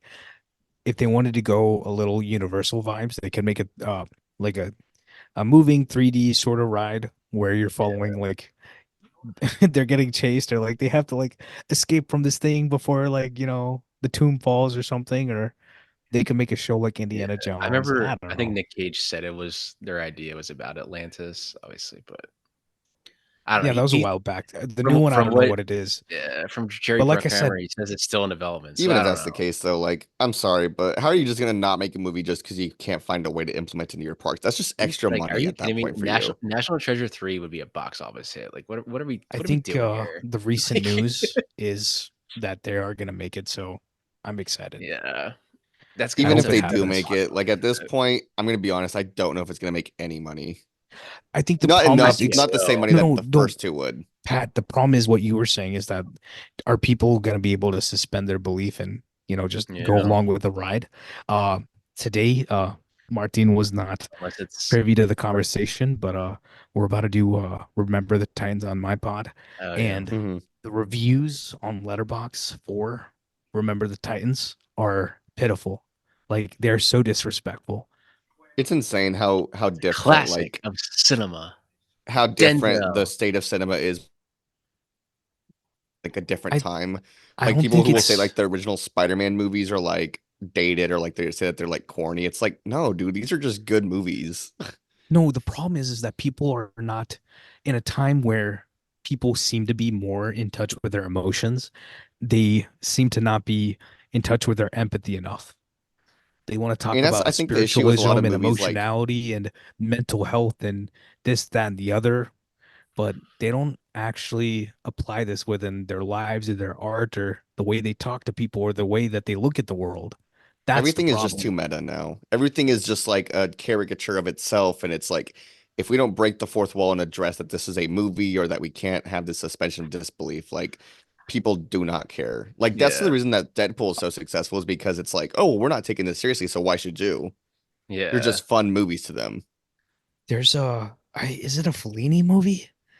Uh, there's this old movie where they're literally making the sets and then uh they literally just start the movie. They like show you like through the beginning of the movie or like the opening credits or whatever. They're building the set of the movie Was it eight and a and then the half? movie just starts.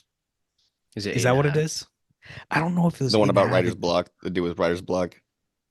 It's been so long since I've seen it. Like I saw it in high school, but I just remember that opening and I'm like, that's genius. And it's, I mean, it yeah. almost I mean, feels meta, but it's not.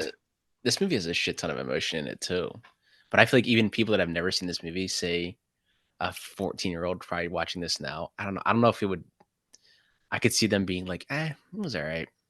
I mean, Yeah, y'all like know my kids, perspective. teenagers nowadays, Me, just it's in general, they don't always appreciate anything like this Yeah. anymore.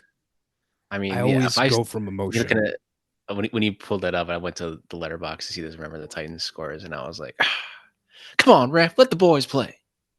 Cheetah, But that's the cheetah. thing. Like I'm talking about, I'm not gonna lie. Like my dad was rewatching Remember the Titans a couple years ago, and it got to the scene where the guy's in the hospital, and his buddy goes, he like comes to see him, and he's like, "Man, can't you see like that's my brother, bro?" I started Yeah. crying. I wasn't even watching the movie and I Me, started crying me and because my I cousin, don't know what it is about that movie. Like it just hits.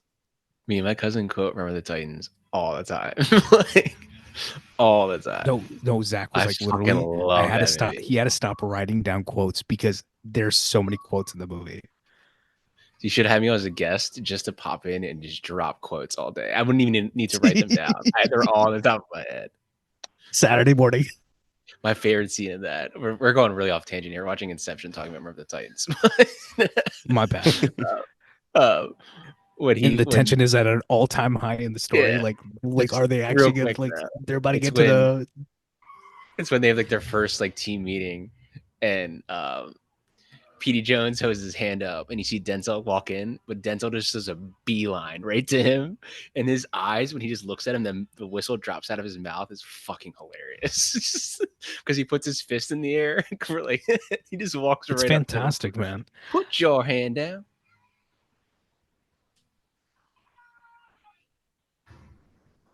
I mean, a lot of this is in the editing too.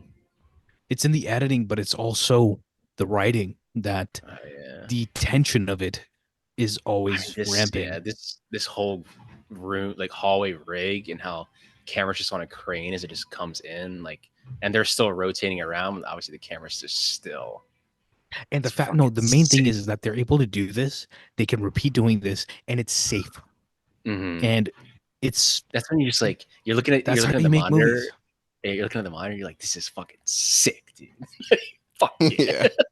Like going back and looking at the monitor, being Cottle, like, "This is Yeah, this should we just got right I'd be like here." high. Cottle was I'd be talking high about fiving how people. I'd be like, this is it fucking took sick. them. I think he said it took them 3 or 4 weeks to like get used to this, and then after that, they started adding in all these elements of like, okay, we can have paper and all these other things like Mhm. floating around the room, and then that'll work. And he's showing that to Nolan, like, okay, how does this look? And it's just a amazing thing of collaboration and getting the time to actually do these stunts, and it looks great,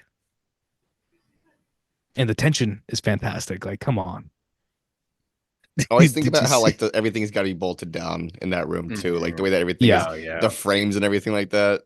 have to be but it's like Matrix. but then you think about it. You saw the bedspread on the bed, right? How do you make Mhm. sure that the bedspread Yeah. looks like it's there, but it's not, Yeah. moving up out as you're rotating? Oh man, look at this, like the lushness. Mm. This is just, classic Bondian right here. I love it. Yeah, it's Looks better like than most Bond the movies, the, honestly, the, because there's a lot of the second more of unit stuff in us, Bond. the more we keep going towards the end of his filmography here. Like he doesn't need to make It a starts to feel Bond more like movie. Bond movies, yeah. He's made so many Bond movies. But that's my thing. Is Tenet like, probably feels the most Bondian than anything Yeah, yeah, else. but I think the best there's Bondian elements work of is all this of one. them. Yeah, yeah. There's elements of Bond in everything Batman he has a lot of does. Bond in there. Yeah. I'd say this has like some of the best set pieces that I would imagine would work in a Bond movie. But Hmm. I think the Tenet thing has the is, best lead for a Bond movie, I think. Like the best like character that's could be a yeah, Bond character. Hmm. yeah, Um I would say as far as like the writing goes, Tenet kind of feels like it's no, actually, you know what? I'd say it's very Bondian too. Like just the idea of it like a is. heist.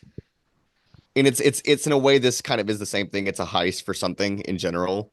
Oh no, this is Hmm. very much a heist movie. That's why I love it. This is why it's Yeah. still my number two. It's or I guess it's number two for Nolan, because then you bring in like Interstellar into the conversation. No. And I might After feel this, different about it. I have to like reorder every after this entire director series. Go through and like I don't know, man. I have to redo this order again And I because feel this like it movie's fucking changes. great. Yeah, I know. I'd hope that I'm curious. I'm curious to rewatch The Dark Knight Rises. I haven't seen that in a minute. last time I watched it wasn't a great time because we watched it for Zach's birthday and there's like 7 people talking, Yeah, I and think half of Dark them Knight Rises gets expected. a lot of hate. it does get a lot of. I mean, there's elements I understand why, but The movie I still think a works. lot of The it movie's is still probably good. studio pressure. And the movie itself does mhm. kind of feel a little bit flat in most parts, but it's also I think the I big mean, reason for it's that is hard to because follow The Dark Knight. I mean, it's hard to like. you well, yeah, it's you have to follow the Dark Go Knight, but into also it. in general, Yeah, like the plot of the movie is called The Dark Knight Rises, and that's really the plot is Bruce coming yeah. back to save Gotham one last time. but then you have the same thing happen twice. The first hour of the movie is Bruce deciding to come back and then him getting his ass beat by Bane, but then also him deciding to come back again. So all of Yeah. that work that you get in the first hour, you have to essentially redo in the second hour. And Yeah. it just doesn't feel earned. It's like, you kind of It already feels did this. You earned, got your ass handed but to it's like you. it takes a lot of time because there's a lot of more elements going on with the city itself, and there's a Mhm. lot of it's like I don't know, for me it's always like once you start moving away from like maybe like or like two or three main characters, you can very much fall into a trap of getting convoluted. Mhm. And that's why I like don't know even if the That's why I plot for think me feels it's this like works. convoluted, but I it don't feels like like a certain huge shows because setback. like it's hard for me to get into like, following 10 characters. And certain ones work, certain ones it's I I mean, this don't one watch works. them. You're following like, I mean, they're all working together, but Yeah, I feel that. a lot Like of this is characters here. almost in one sense, it's like there's a lot of characters, but they all have the same goal. And Yeah, this as is opposed but the to separate fundamental thing ones. It is feels Yeah, more like a is heist movie for that Dom's. reason. yeah, Yeah, this is very much Dom's story. yeah. Like I said, if you wanted to summarize this movie, it very much is guy trying to get back to his kids, and then This is the biggest Bond like reference. Got to be he's probably ever Oh, done. the It- snowboarding, yeah. yeah, and then like the Tom Hardy turning around to shoot what I as he's hate, going down, like yeah, that's very it's great. like Roger Moore Bond.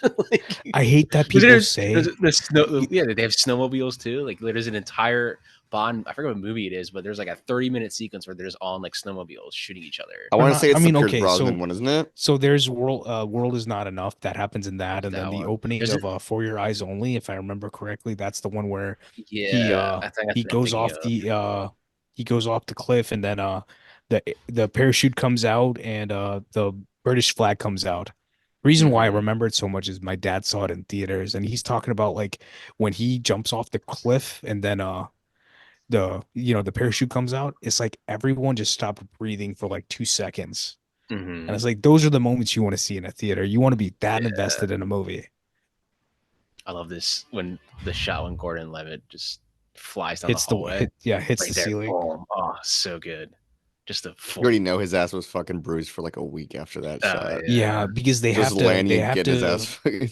to do that. I mean, you have to put some G's on them, I think, right? To some extent, right? Oh, Because there are 100%. G's with the Well, yeah. rotation itself, but then when you're pulling them on a wire, then it's Oh, it's there's physics going on. So Stuart Cottle yeah. was also talking about how he's like the old way that they did stunt coordination was like pretty crazy and unsafe, but now he can almost be risky but be safe within those risks.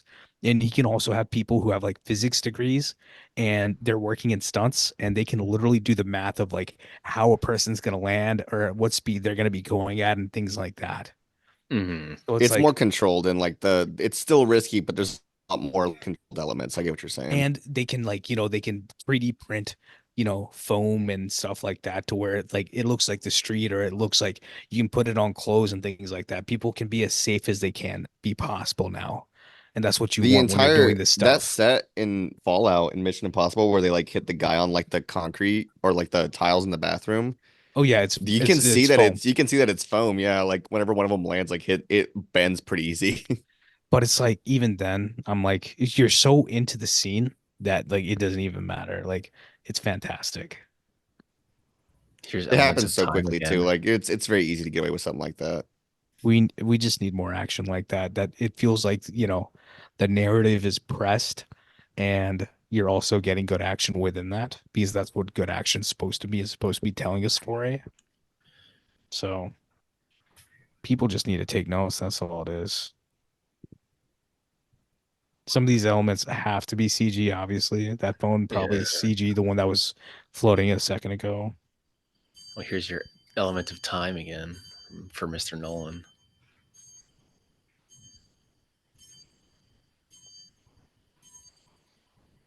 They shoot this in like Austria.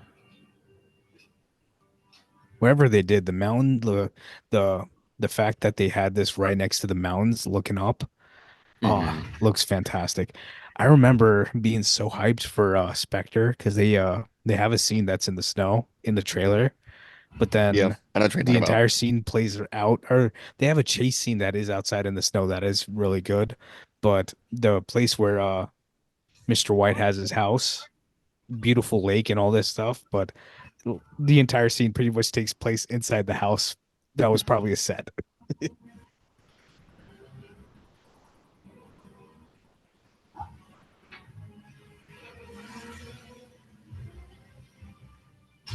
What I was saying before, because I got cut off. I was saying I hate that people say that Nolan doesn't do good action. Some people complain that Nolan doesn't have good action, but every Mm, single one of these movies we've been watching, I'm like, he has really good action actually. yeah. I think he might not have the best like hand to hand, maybe The Dark Knight, but besides that, I mean Dark Knight Rises, but besides Hmm. that, great stuff. Because I Yeah, my don't think only he's never done like he doesn't need to do John Wick type of action. That's not his no, vibe. no. My only critique of him is he's not very good with background stuff going on. Yeah, that's true. I mean, he knows how to do action, 100%. He's only getting better at it, honestly. And that's because he shoots his own stuff. Yeah. Second unit. I don't think I could ever do second unit. That just seems it sucks. Like I would rather Hmm. waste the time doing it myself than no offense, let someone else do it. Hmm. Yeah, a lot of second units just kind of just let's have the car driving down the street here. Cool, looks And I'm good. like I don't mean to like, Yeah, like okay, you're not talking down on that. In Barbie when they have the car stuff in Barbie, Oh Hmm. yeah, it feels it so is forced. so blatantly second unit that it Yeah, emotionally pulls me out it of the feels like story. feels like a commercial. 100%, 100%. That's It the was probably best way shot to by say it. someone who primarily does commercials, low key. Yeah. Mm. But it's like that's why it's like you hand it off to somebody and that's what it looks like and it doesn't feel like Greta. Yeah, you're just like whatever. It's like when you're in the editing room, probably you're just like, I mean, I can't really do anything about this. Also, I have sponsors that need to have the logo of the car. I got to put it in. So that's when people say like, oh, look at this shot, like in Godzilla X Kong when the car was like on the beach or whatever, and you could see like the Oh Chevy yeah. logo. It's like I get this is funny, but like there's a reason why they have to do that because they're getting essentially the sponsor for it, so they have to put the car in the fucking movie. Like, Which When I like went I'm to go not see like that I in have no theaters, problem I having laughed the so hard at that. yeah, like I have no it's a problem with the very car, blatant shot. But yeah, but it's like I said, yeah, it's about, subjectivity of like, the yeah. taste of, there being a human behind the camera. It's like in friggin' like Transformers what like 4 when the Bud Light truck comes out of nowhere Yeah, and it's yeah. crashes. Dude, I remember seeing that. I was dying. It just comes out of nowhere and he picks the beer up and like opens it, and chugs it. I was like, dude, this is hilarious. This is I think the first Avengers this is how movie you has some this is how product you do product. placement. This is how you do some product placement, man. Some a Bud Light truck come out of nowhere. Just whoa. Like imagine if I you're right here in remember this scene and a Bud Light truck just uh, rams into the we learned about product placement in film and we literally watched Truman Show for it. And that's like the best thing to do that's like the best, yeah. because Truman Show is just an amazing movie in the first place, but like Mm. that movie does it right. Actually, you're It's almost talking like a about critique of it's almost like a critique of product placement in a no, it movie. is. And you're Yeah. talking about meta movies. Like that's a meta movie done correctly Oh and yeah. emotionally, by the end of that movie, it just hits. Hmm.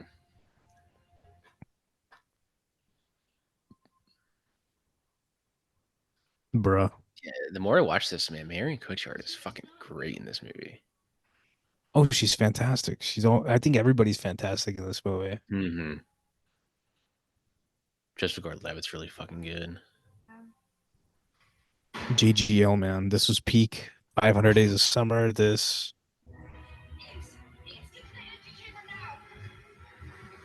Premium Rush. Hello, Premium Rush, that was really good. Dude, Michael Shannon Premium again. Rush. Michael Shannon. What a I wild movie. remember like one scene from Premium Rush, and it's every time I think about it, I like want to just sit and like laugh to myself Please tell me why I own that movie. because we're I enjoyed it. It was a completionists. fun Because I movie. have to own it. I have to own it. I mean, it's all right. Like, I probably will watch it again. I haven't seen it in a while. I remember watching. I remember the opening scene. I was like, "What is this movie? I don't understand what's happening right now." Whatever. Have you all seen Taxi with Jimmy Fallon. Queen? Yeah, Jimmy Fallon and Queen Latifah. I guess I've like seen it. 20 I've years seen ago. it. I've seen that movie probably 10 times on cable growing up. Maybe it's I used because to of go, it used to go on Giselle. HBO a I don't lot. know. It used to go on HBO a lot. I remember there's a lot of HBO movies I used to hit a lot. Uptown Girls was one of them. Love Uptown Girls. Bro, Uptown Little Six Girls. Degrees. I was just talking about She Remember Red the Doesn't Titans, Do, and classic HBO2 movie. Boaz Yakin is the one who directed Remember the Titans and Uptown Girl. Uptown Girls fucking rolls. I love that movie. There was a clip of Newsflash. You're not gonna. Dakota. Yeah, Yeah. Dakota's great. I saw someone posted that clip. It was like, "Fuck this job." Shows up to work or something. Just puts her glasses on. Dakota. Can we talk about Dakota Fanning and how fantastic she is, and they just Yeah, don't give her enough work. she Her was little two good in minutes in she was Jumbo good in Watchers or the Once Upon a Time in Watchers. Hollywood. I liked her in Watchers. Yeah. Watchers. The She story apparently, whenever overall, they wrote the story, they said that they had her specifically in mind too. She was good in that. like yeah. The I mean, I older could see the actress directing in promise there. the older lady that was with them in Watchers, fantastic actress too. Mm-hmm. She was good in the Watchers. I think and the directing was good. It's just the story, just like, Yeah, no, sorry. she's. I Or want to just say that it was really solid up to a certain point where I was like, this isn't Mhm. amazing, but this is good enough to where I could kind of get through it. It's good And enough then to. it hit a I was certain point intrigued. Yeah. And then where I halfway want to through, I say was it's like, like enter the third act that it kind of starts to fall off. You could yeah, I tell was that like, the person who I could shot see this Lamb is person the one as who shot that one yeah. And I was like, I mean, she's got. I in a mean, good way. it's good. Like I don't have any. To me, I don't have a problem with nepo babies. No problem whatsoever. As long as you're But good at be your good at what job, you I do. don't care. Exactly. Yeah. Like I remember Emma Roberts brought up a good point recently. She's like, why is it always the younger actors that get the nepo babies treatment when you have like Drew Older ones. Barrymore? Drew Barrymore's fucking grandfather is like the most famous silent film actor, Lionel Barrymore of like all time. Like she's a nepo baby. Chris Pine is a nepo baby. Like everyone's a nepo baby here, but why is it just the younger people that get the I think it's nepo probably, baby and it treatment? could just be that, like, I mean, people don't realize that like older Yeah, actors had kids that are now and also they're not actors. on social media either, too. So it's like Yeah. And they so just it's like think their they're I fame think was good. established before anybody Like was able to really John just find Krasinski. out. John Krasinski's cousin is John Carroll Lynch. Dude played Zodiac. I Like didn't wait. I in didn't realize they were cousins. They look they're so cousins. Like that's age-wise so how. different. Yeah, that's how he got into the Well, okay. industry. Think about it though, right? Like whenever you see somebody famous in a movie or TV show, you like look at their They're last name, most and you're like, likely, oh, yeah, I'm gonna Google them real fast, and it tells you 2 seconds. This is their dad. yeah, In like the early 2000s, like yeah, you could Google it, but you also had like a whole ass computer in a different room that you had to go to. It yeah. wasn't as Yeah. quick as it is now. So it's like by the time that you Mhm. finish the movie, you're gonna forget to even Google that. You're gonna But forget Yeah. to even think I will about say who their father is, and at that point, their fame's already established. no, but Mhm. when it comes to like nepo babies, like America is not that bad, honestly. India is severely worse at it, meaning that almost everybody is related to somebody. Mhm. The chance of someone, coming out of nowhere and actually becoming a star is rare. Like Mhm. like one of the only actors that I actually like recently, his name what's his name? Ranveer Singh. This guy literally came from just being a regular dude, and he's one of the biggest stars they have. But you can see why he's a star. Like his charisma is Mhm. like out like the charts off the scales. Charisma. And like I would You tell you ever know, watch movie season because he actually acts. And a lot everyone's of these people discovering don't have that talent. everyone's discovering Gracie Abrams for the first time now because of Taylor Swift and like her touring with her. But I Yeah, remember yeah. seeing Gracie JJ. Abrams back in like 2021, I think, or 2020. Like I saw her open for Phoebe Bridgers and they said her name was Gracie Abrams and I was like, "Oh Hold shit, up. that's JJ's daughter." Without even Googling it, I said that shit Yeah. Yeah. out loud. And I was like, "Yo, what the hell is she doing? Like does she like she's a musician?" Yeah. And then like a year later she blew up because of Taylor Swift. But Yeah. like it's so easy to like have this shit just come to you immediately. Somebody's got to work for it in the first place. That's all it is. She's not a bad artist. I think I mean, I saw her live. She sings well. I don't know how good her songwriting is, but she's a good singer. I like her. She's got some good I like her. songs. Yeah. She's got some catchy tunes, as they would say. That's Some catchy why tunes. all this is to say that just because you're famous doesn't mean that you're the best at what you do. It's just you Yeah. might have the best And opportunities. this is And probably your most I guy think we word all right know here. people who are probably artistically extremely talented, but then Mhm. they don't exactly have a following or they're not well Yeah. known. They might just be someone local and like this person's amazing at what they do and they might never, quote unquote make it. But in Mhm. their own eyes, they might have already made it. Yeah. That's a bit of therapizing right there about what success is, especially as an artist. Yeah. People are extreme, once in a while you have someone like Nolan who there's no one to compare him to, where it's like Mhm. what this man has done and what he continues to do is I mean, he's the for the biggest history director on the books. planet. And it's like in a time where it seems like the floor is falling from under us, that, the time is, Was that a we're in pun? different stages. What's Yes, happening right yes. now? I'm trying to bring it back to Inception that, you know, Envy La Rose is about to start playing or whatever. But like, I but mean, he's he's doing it big, man. he's the biggest He's director on the changing planet. it.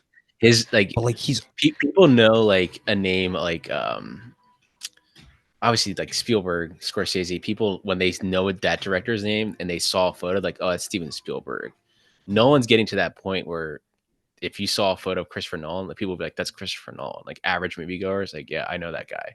He directs like the They bro's movie. getting typically know the name, but paparazzied. they don't Like know they don't know his yeah, face. like he's gotten to that point where like this dude solidified, like he's one of the best film directors ever. Like he's already solidified. But Like he's the I would top. I would compare him to his contemporaries. Let's say But I think if you like a showed a Richard photo of Linklater, Denny, but if you he's showed a just photo of like Denny to someone, they would have no idea who that guy is.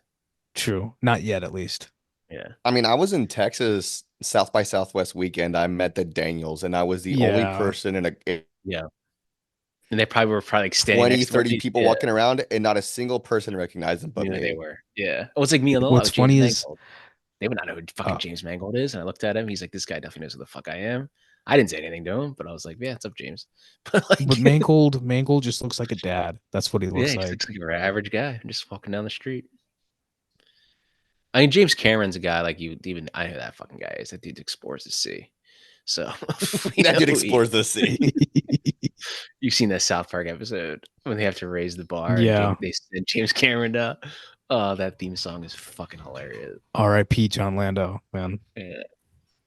But yeah, no one's he think he's gotten to that point where it's like you know who Christopher Nolan is. People know who Oh Christopher yeah. Nolan Yeah, because people it's like it's rare to say that, and well, these we're gonna go movies see make the a next Nolan movie. like Like there's a Oppenheimer made hype $1 behind it. billion. Yeah. And I know Barbenheimer was like a big thing with that, but No, but a like biopic making $1 billion like that of no, but Robert not J. even that. Oppenheimer. It's like, it's a biopic about a scientist, and I would never it's about I would Robert J. Oppenheimer and it's making $1 billion. That movie on paper should make about 4 million tops. Like that's on insane. yeah. Even with Nolan's hype, I was like, the movie might make like 500 max, like max Yeah, max. that's But insane. I don't think it's people realize how insane. Like I know studios are trying to like they have Gladiator and Wicked come out the same day. Like you're never no, going to but achieve. You're never going to achieve Barbenheimer. It's but never I going to think happen. they're taking all the wrong lessons. They don't understand that Yeah. we're literally watching Inception. Why was Inception such a hit? Why was it Mhm. something that people talked about and talked about and talked about and talked about? Because it's something that's affecting us. It's something that, Mhm. Well, you went to the theater and it blew minds. Like there's something there. well, you got to think of the demographics that we have there too, though, right? Like you have, let's think about the filmmaking side of things. You have Nolan and Greta Gerwig, two very big names. That's already enough to invest people who are just into films. Like you don't have to tell them what the movie is. You see those names, they're gonna go see it. You have people who are really invested in history, and a lot of people who live through it, and a lot of people who just kind of go for the spectacle of it. That's all Barbenheimer, right? Or that's all Oppenheimer Mhm. right there. That's already like a pretty good demographic of people. But then you'll have a number of people who are like, oh, this is like his first real like R-rated movie that he's done in a Mhm. while. You have this insane cast, and that's on both ends as well. Insane Yeah. cast in RDJ both definitely Barbie brought people. Most and effect. Oppenheimer. RDJ definitely brought people. That's for sure. So Yeah. you have that. You have a I love demographic that of people Marvel who crowd. are elderly who don't go opening day, but they'll kind of go in like trickle in as like time goes on. Yeah. That movie had like what? How long in theaters? Like almost an entire year. I remember it Yeah, I releasing played on for a Blu-ray and it was while. still playing in theaters. Like I saw it in theaters after I There got the was Played for a two Blu-ray. while. re-releases. I remember someone they had a showing at like 11 a.m. and I remember someone just it was like 2 or 3 months after Oppenheimer came out and they were just going up there with a coffee to watch the movie. I was like, Yeah. that's the vibe right there. And then you have Barbie, which the entire demographic is like pretty much women. The entire Mhm. demographic is women, men who love Greta Gerwig. You have men who go with their girlfriends, date night. Date And night, then yep. Yeah. this entire thing is also just fueled by everyone saying this is a double feature that is not going to happen for a very long time this effectively again. You have But Yeah. I Margot think Robbie as the lead. You have a number of cast members. Like it's just the something you can't replicate anymore. Both movies made Barbie a both movies essentially marketing made was $1 billion. fantastic. Yeah. Yeah. On both ends, they were both really well marketed movies. They knew what they had. They were also They two started really and they cool started competing marketing them studios. together, essentially. They started marketing to them together. I mean, they both Yeah. Barbie made 1 billion, over 1 billion, and Oppenheimer made what, like 970 million? Basically, both made $1 billion. That's insane for two movies that came out the same day to make $1 billion each. And That's then But you you gotta look at remember that, like, it was like Mission Vikash was Impossible saying, though, it made got nothing. two re-releases. Oh yeah, here. One of them being a re-release for 70 mil. Mhm. On top of that, like it was just it's truly remarkable to think about how Yeah, well both of those movies did. insane. But They they argue re-released for the Barbie big screen, too. don't they, though? Oof. They got to make Yeah. movies for the big screen. Barbie was re-released in IMAX, I think, and then they did like a sing-along version with the I'm Just Ken. Yeah. So yeah, both of the movies did really well, but also re-released. One of them re-released twice. I mean, this when they re-release Inception, like it'll make money. People will go fucking see it. I'll go Well, see why I Inception haven't again. they? I rewatched it Yeah. in theaters last year before Oppenheimer. I know they got Lawrence of Arabia coming next month and Rear Window coming next month. I I know hope it's Um, that they do I know I it's Lawrence. saw If I I know saw Lawrence it's is this on wide, I'm seeing it. they are, but it's Fathom, so I'm like, Oh, you ugh. know, it's Fathom. I have a lot of but hope though I think that maybe the theater that I I think I'm go still to gonna see it. regularly will pick it up and hopefully do like a 70 mil re-release, but Yeah, I really don't think they're going to. no, they're See, not going now you to. said 70 for Lawrence. That is something that I've been That's chasing something, yeah. for 10 years. I'm I telling you, if know. there is ever a 70 mil release for Lawrence, I like that is a podcast trip. We will go with our mics, we Mm. will talk about it in the theater. We'll rent out the theater. We'll rent out the Everybody theater. who's telling us to shut up will be like, "You shut the It'll fuck be up. We know what we're it'll doing be here." so loud you can't even hear us talking. Chad Stahelski for John Wick 4. We're gonna He have was he was talking, this. the match cut that he did, he replicates the match cut. He's like, motherfuckers, I really did that. That's essentially what he Yeah. said. But I was like, Dude, that's how you know what's you crazy though? rip off Lawrence of When Arabia. I saw that in theaters, I literally pointed at the screen. I said, "Lawrence of Arabia!" Like, I was so excited for that. But see, people like we need people who have that sort of taste where it's like Dude, you steal shit. Who cares? Steal it. Like but like do it it's right. more of a Like respect thing. It's a respect thing. it's an homage and it's done so Yeah. well that like you just but it's like it looks so good. Like genuinely John Wick 4 was still one of the best shot things last year, Mhm. in my opinion. Like I love what Dan Laustsen does with those movies. And it pissed me off that he shot Shape of Water and John Wick 2 the same year. And no one wanted to talk about John Wick 2. They want to talk about Shape of Water, but not John Wick. Because it's almost It's an taboo to action talk about movie. an action Yeah. movie. If it's not a That's an drama Academy no. or like something really strong in terms of performance, the Academy will almost It's not never yeah. acknowledge it. It's either has to be drama or biopic. Or else good luck. So this is the only the drop that Elliot takes, in a second. That's the only like noticeable like take me out of the movie CG that this movie I think has.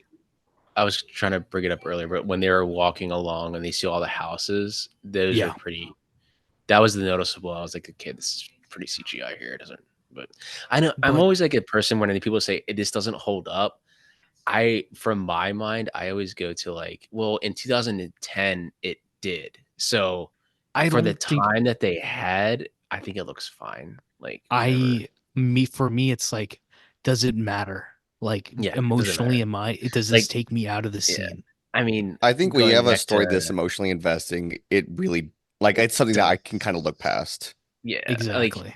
like I rewatched the Twister 4K before Twisters, and after the opening scene and it cuts to like the Earth and like the satellite goes by, I'm like, this is the most PS1 graphics I've ever seen in my entire life. But Oh it is yeah. what it is. And I'm just like, it's what It it is. doesn't Like matter. it doesn't bother me. I kind of chuckle, Yeah. but it's like, I mean, it's 1996, five. Like, Yeah. That what movie the was fuck did you? almost purely Yeah, the production of that entire movie was almost purely driven by like how good the CG was going to be too. yeah, it's like, what the fuck did you think it was gonna look like, guys? People like laugh at that. It's like, I mean, dude, it's 1995, man. They're still like kind of figuring this stuff out. Like, that's why when I the think things do hold up, it's like, yeah, that shot doesn't hold up in general if you're looking at it now. But in 1995, you're probably like, whoa, it's kind of cool. Like, I you're think And in the there's a movie, difference you're just whenever like moving right you have past it. something that like this entire movie is almost done practically in the sense that like all yeah. the sets are Mhm. real. So like a And little there's CG, it's like, miniatures. you know what, man, I can get past this. I don't mind it. And the fact that they put so Yeah. much effort into like the practical stuff, it's like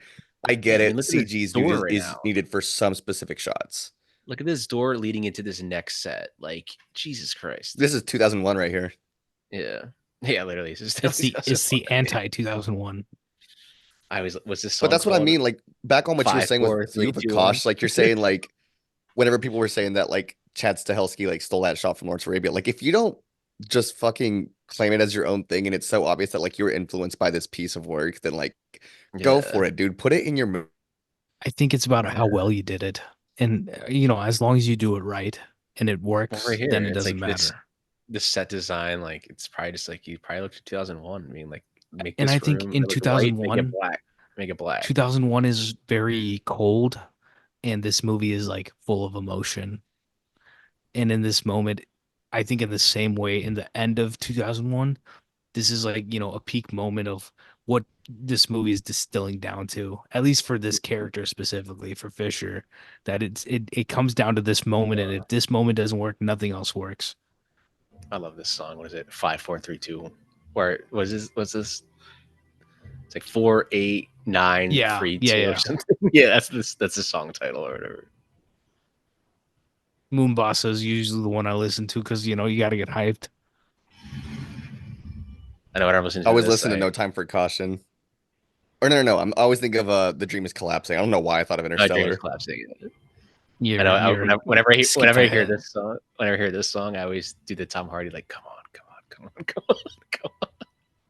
Like, open the damn fucking thing. Let me see it. You guys ever listen to scores and in your head you're like playing the movie? Yeah. I always pretend I'm in the movie when I'm listening to the score. You're So always what inceptioning. Yeah. So what I do is I used to listen to scores while I studied. So then when I played, like I would play the score back in my head so I'd remember what I studied. I just It's a people do that weird with thing to do, gum. but it worked. No.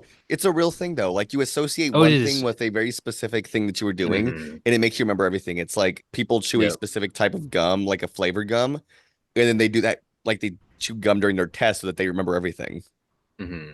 Some people listen to like my one friend like we used to record like his notes for tests, like studying. And then he would listen to them while he slept. He's like, dude, trust me, it works. I'll be randomly in the middle of the test. He's like, oh yeah, that was the answer. I remember that because I remembered it in my You're like your dream mind absorbed it randomly. Yeah, subconsciously. I don't know like, how. he said I remembered an answer because I had a dream about it, and I was like, what? That's fucking weird. He's like, yeah, it's weird, but it works. Like, He inceptioned himself. yeah, he What is inception this? Some himself. sort of inception? He's Yeah, planting ideas. He's yeah. What planting is this? notes. What are we? What is Some the sort of most inception resilient? team? What is the most resilient thing in humankind? An idea. I guess we're some kind of inception team. That shot right there. That's the only shot. Yeah. Big scale miniature right there. Looks so good. I was just like, even to like think of this, like, okay, they're gonna go from that dream, open your eyes up 3 times, you come out with 3 dreams, and you're still in a dream. I always say Nolan's movies are a headache to shoot to some extent, but like the result is just you cannot argue with it. like I said, I was talking about Oppenheimer. We'll talk about it more when we do it. But when the bomb scene happens, like I said, the VFX supervisor and the special effects supervisor are working together. They're like, okay, let's figure out when the bomb goes off. They have to figure out what is the effect of the bomb, like the shockwave itself, and how are we going to make this look like there's an actual shockwave going around. And they have all sorts of work that they do, and it works and really adds a depth to the movie rather than, adding it with CG afterwards.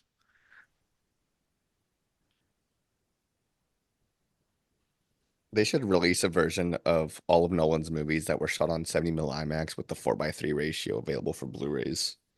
That'd be awesome. Let me Every ask time I you, watch this Vikash, because movie, I know that you saying that you. what's Sorry, up? go ahead. No, I was saying I was like gonna ask you I about always that. think this movie should have been an IMAX. Like this felt like such an IMAX movie. Yeah, it does. I agree.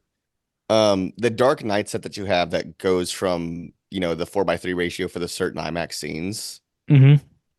Whenever you're watching the whole movie and there's like the wide shots and like the wide ratio, like 2:39, does it go Yeah. from 2:39 and then does it go to a full 4:3 for all the shots? Yeah. That's cool. I saw that they had So it it's on like sale for Prime Day and almost got it, but I was like, I they should probably get this Alfred Hitchcock set. it's almost jar. So when it happens in Dunkirk at times, if you're maybe not focusing enough, it might feel a bit jarring to go from, Hmm. but then again, but that's not, that's not 4:3, that's 16:9. Yeah, it's 16 by That's 9, so it's not as jarring for something like that. I have Hmm. a Blu-ray copy of Man, like IMAX version that he released, and it's the same thing. Like the entire movie is like in a wide shot, and then most of it for all the IMAX scenes like go to 4:3. And I agree. The first time I saw it, it was very jarring, but I was like, what the hell, man? I need to see Nope just for, the IMAX because I haven't seen all the IMAX. Like I saw it in, regular 2D. So I need to watch Nope just for the IMAX because Tenet, bro, the IMAX every time you watch it just looks fantastic. Trust me, I know. You don't drive 4 hours to see a movie like that and remember and forget it. I'm telling you, Nolan's at that level where like those movies will be all re-released throughout, not just like to like once. I get They'll what you're saying. continue Like to the be next like re-released. 20, 30 years, it's gonna be Yeah, consistent.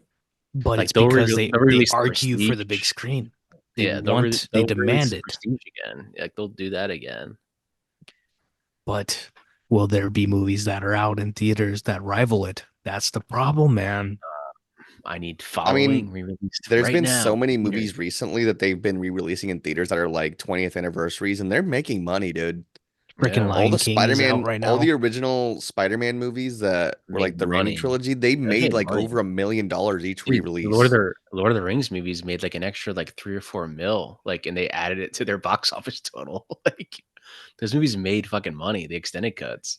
Do you guys remember But whenever Avengers Endgame took the spot for number one in terms of most highest grossing film of all time, and then they re-released yeah. Avatar in Japan and then it beat it again? Yeah, Yeah. Like James that's Cameron. some shit that only James Cameron could do, bro. James Cameron's like, he's like, yeah, I'm not having any of this. Put Avatar back in theaters, And and it's the then he was fact like, that he and put then he it made in the Japan, second in Avatar. Japan and in China. Like he knew what he was doing. He was like, I'm Yeah. not taking this shit. And then he was like, I'm gonna re-release. I'm not gonna I'm gonna make Avatar 2, and it's the third highest grossing movie of all time. Like, fucking insane. And Titanic's 4. I can't Jesus Christ. remember who I talked to that said like I went to go see Avatar in theaters and I bought tickets to it and they're like, you're gonna be the only one there. No one goes to see that. And I literally showed up and it was fucking sold out. Like Yeah. Dude, those movies, Avatar, the Avatar 3. re-release. they re-released it right before The Way of Water Yeah. came out and it Yeah, was Yeah. an yeah. IMAX No, it release and was doing everything. well here because they had it in 3D and it was the 4K. I still Yeah. haven't seen the 4K yet. Hmm. And I need to I watch need it. to get I still need to get those like collector sets, the I have 4Ks. both the collector sets and the 4Ks for the ones that they re-released pretty Yeah. recently. And you know I'm what holding off. sucks?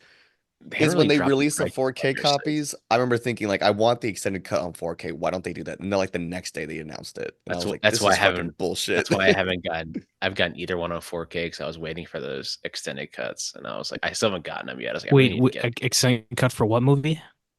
There's an both extended Avatars. cut and then there's a re-release cut of Avatar. There's three different cuts of the first one that Okay, are on okay. 4K. And And then then they I have the new really one. I really thought they were gonna do an extended cut for The Way of Water, but I guess not. But It's I just like don't a know. collector set for it. Yeah, I mean, there's a collector set already The for it. It's the movie's same already one that extended. Yeah, I it's mean like the movie. 3 hours, The but movie even is then, already like extended. I want to The I movie want a is Lord of already the Rings type movie. Like I want an extended cut of that. Because they explore the world quite well with that.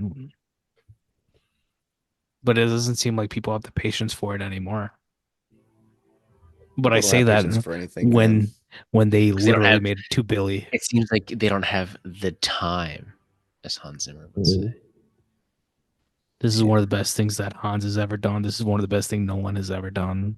Once again, what we said in the last movie was This it feels guy like was we're the winding up. mayor in Jericho, the television show. Great actor right here. Great actor. Great villain Great actor. character. Great character actor. He was like the bad guy in Jericho. Highly Like recommend that TV series. Cult classic. every time I see this man, I hate him. So that means he's a great actor. He's good. You even hate him now? You even hate him as the passport agent? No, but that's the thing. I don't like him. That means that he might not let him through, right? There's the tension there. Yeah. Look how smoothly they're just going through the airport.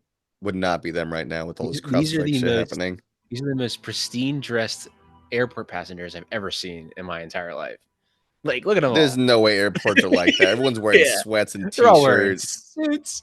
I'm flying on Sunday. I'm gonna be wearing like a freaking t-shirt. Not a single person has a shorts. fucking neck pillow. This is bullshit. Yeah. I look like a bum. I'm drinking a beer at 8 a.m. in the airport. Airport's the Wild West, man. Anything goes. The airports are cesspools, bro. They really are just like, what the hell's going on? Anything goes. You want an airport beer at 6:30 a.m.? We got you right over here. No one's gonna judge you, brother. The airport's the only place where you can do shit like that and you can get away with it. Top 3 ending for Nolan. Yeah, I'd say top 3 ending for Nolan. Top 3 ending, absolutely. I'd say one of the best endings of all time for me. Yeah, I'd say probably top 3. What do you think is his best ending? Do you think I think Oppie. Oppenheimer is pretty. I've had a lot of time to think about Oppie over time, and the more and more I think about it, and the more I watch it, I'm starting to think it might be his best movie. He has a lot. He has at least 10 out of 10 endings. That's the problem. Dunkirk ending. Even if the entire movie isn't a 10 out of 10, like his endings are always so fucking good. I love the fucking Dunkirk ending too. Yeah, the newspaper reading and him just looking up. Bro, I got goosebumps. This is how you do it, man. Cinema. That is cinema right there. And they always end with such a cool note like that. Inception. He uses the same font for every. He does. It's very like appealing to look at. His wife. It's the spacing. It is like he knows exactly how to space all the letters. Everybody listening to this, you're actually in a dream and now you have to wake up. Let me give you the kick. Vikash, you forgot that they were listening to it while they were like going to sleep. Oh. Let me sing for you. do some ASMR to put them to sleep. Okay. Go to sleep.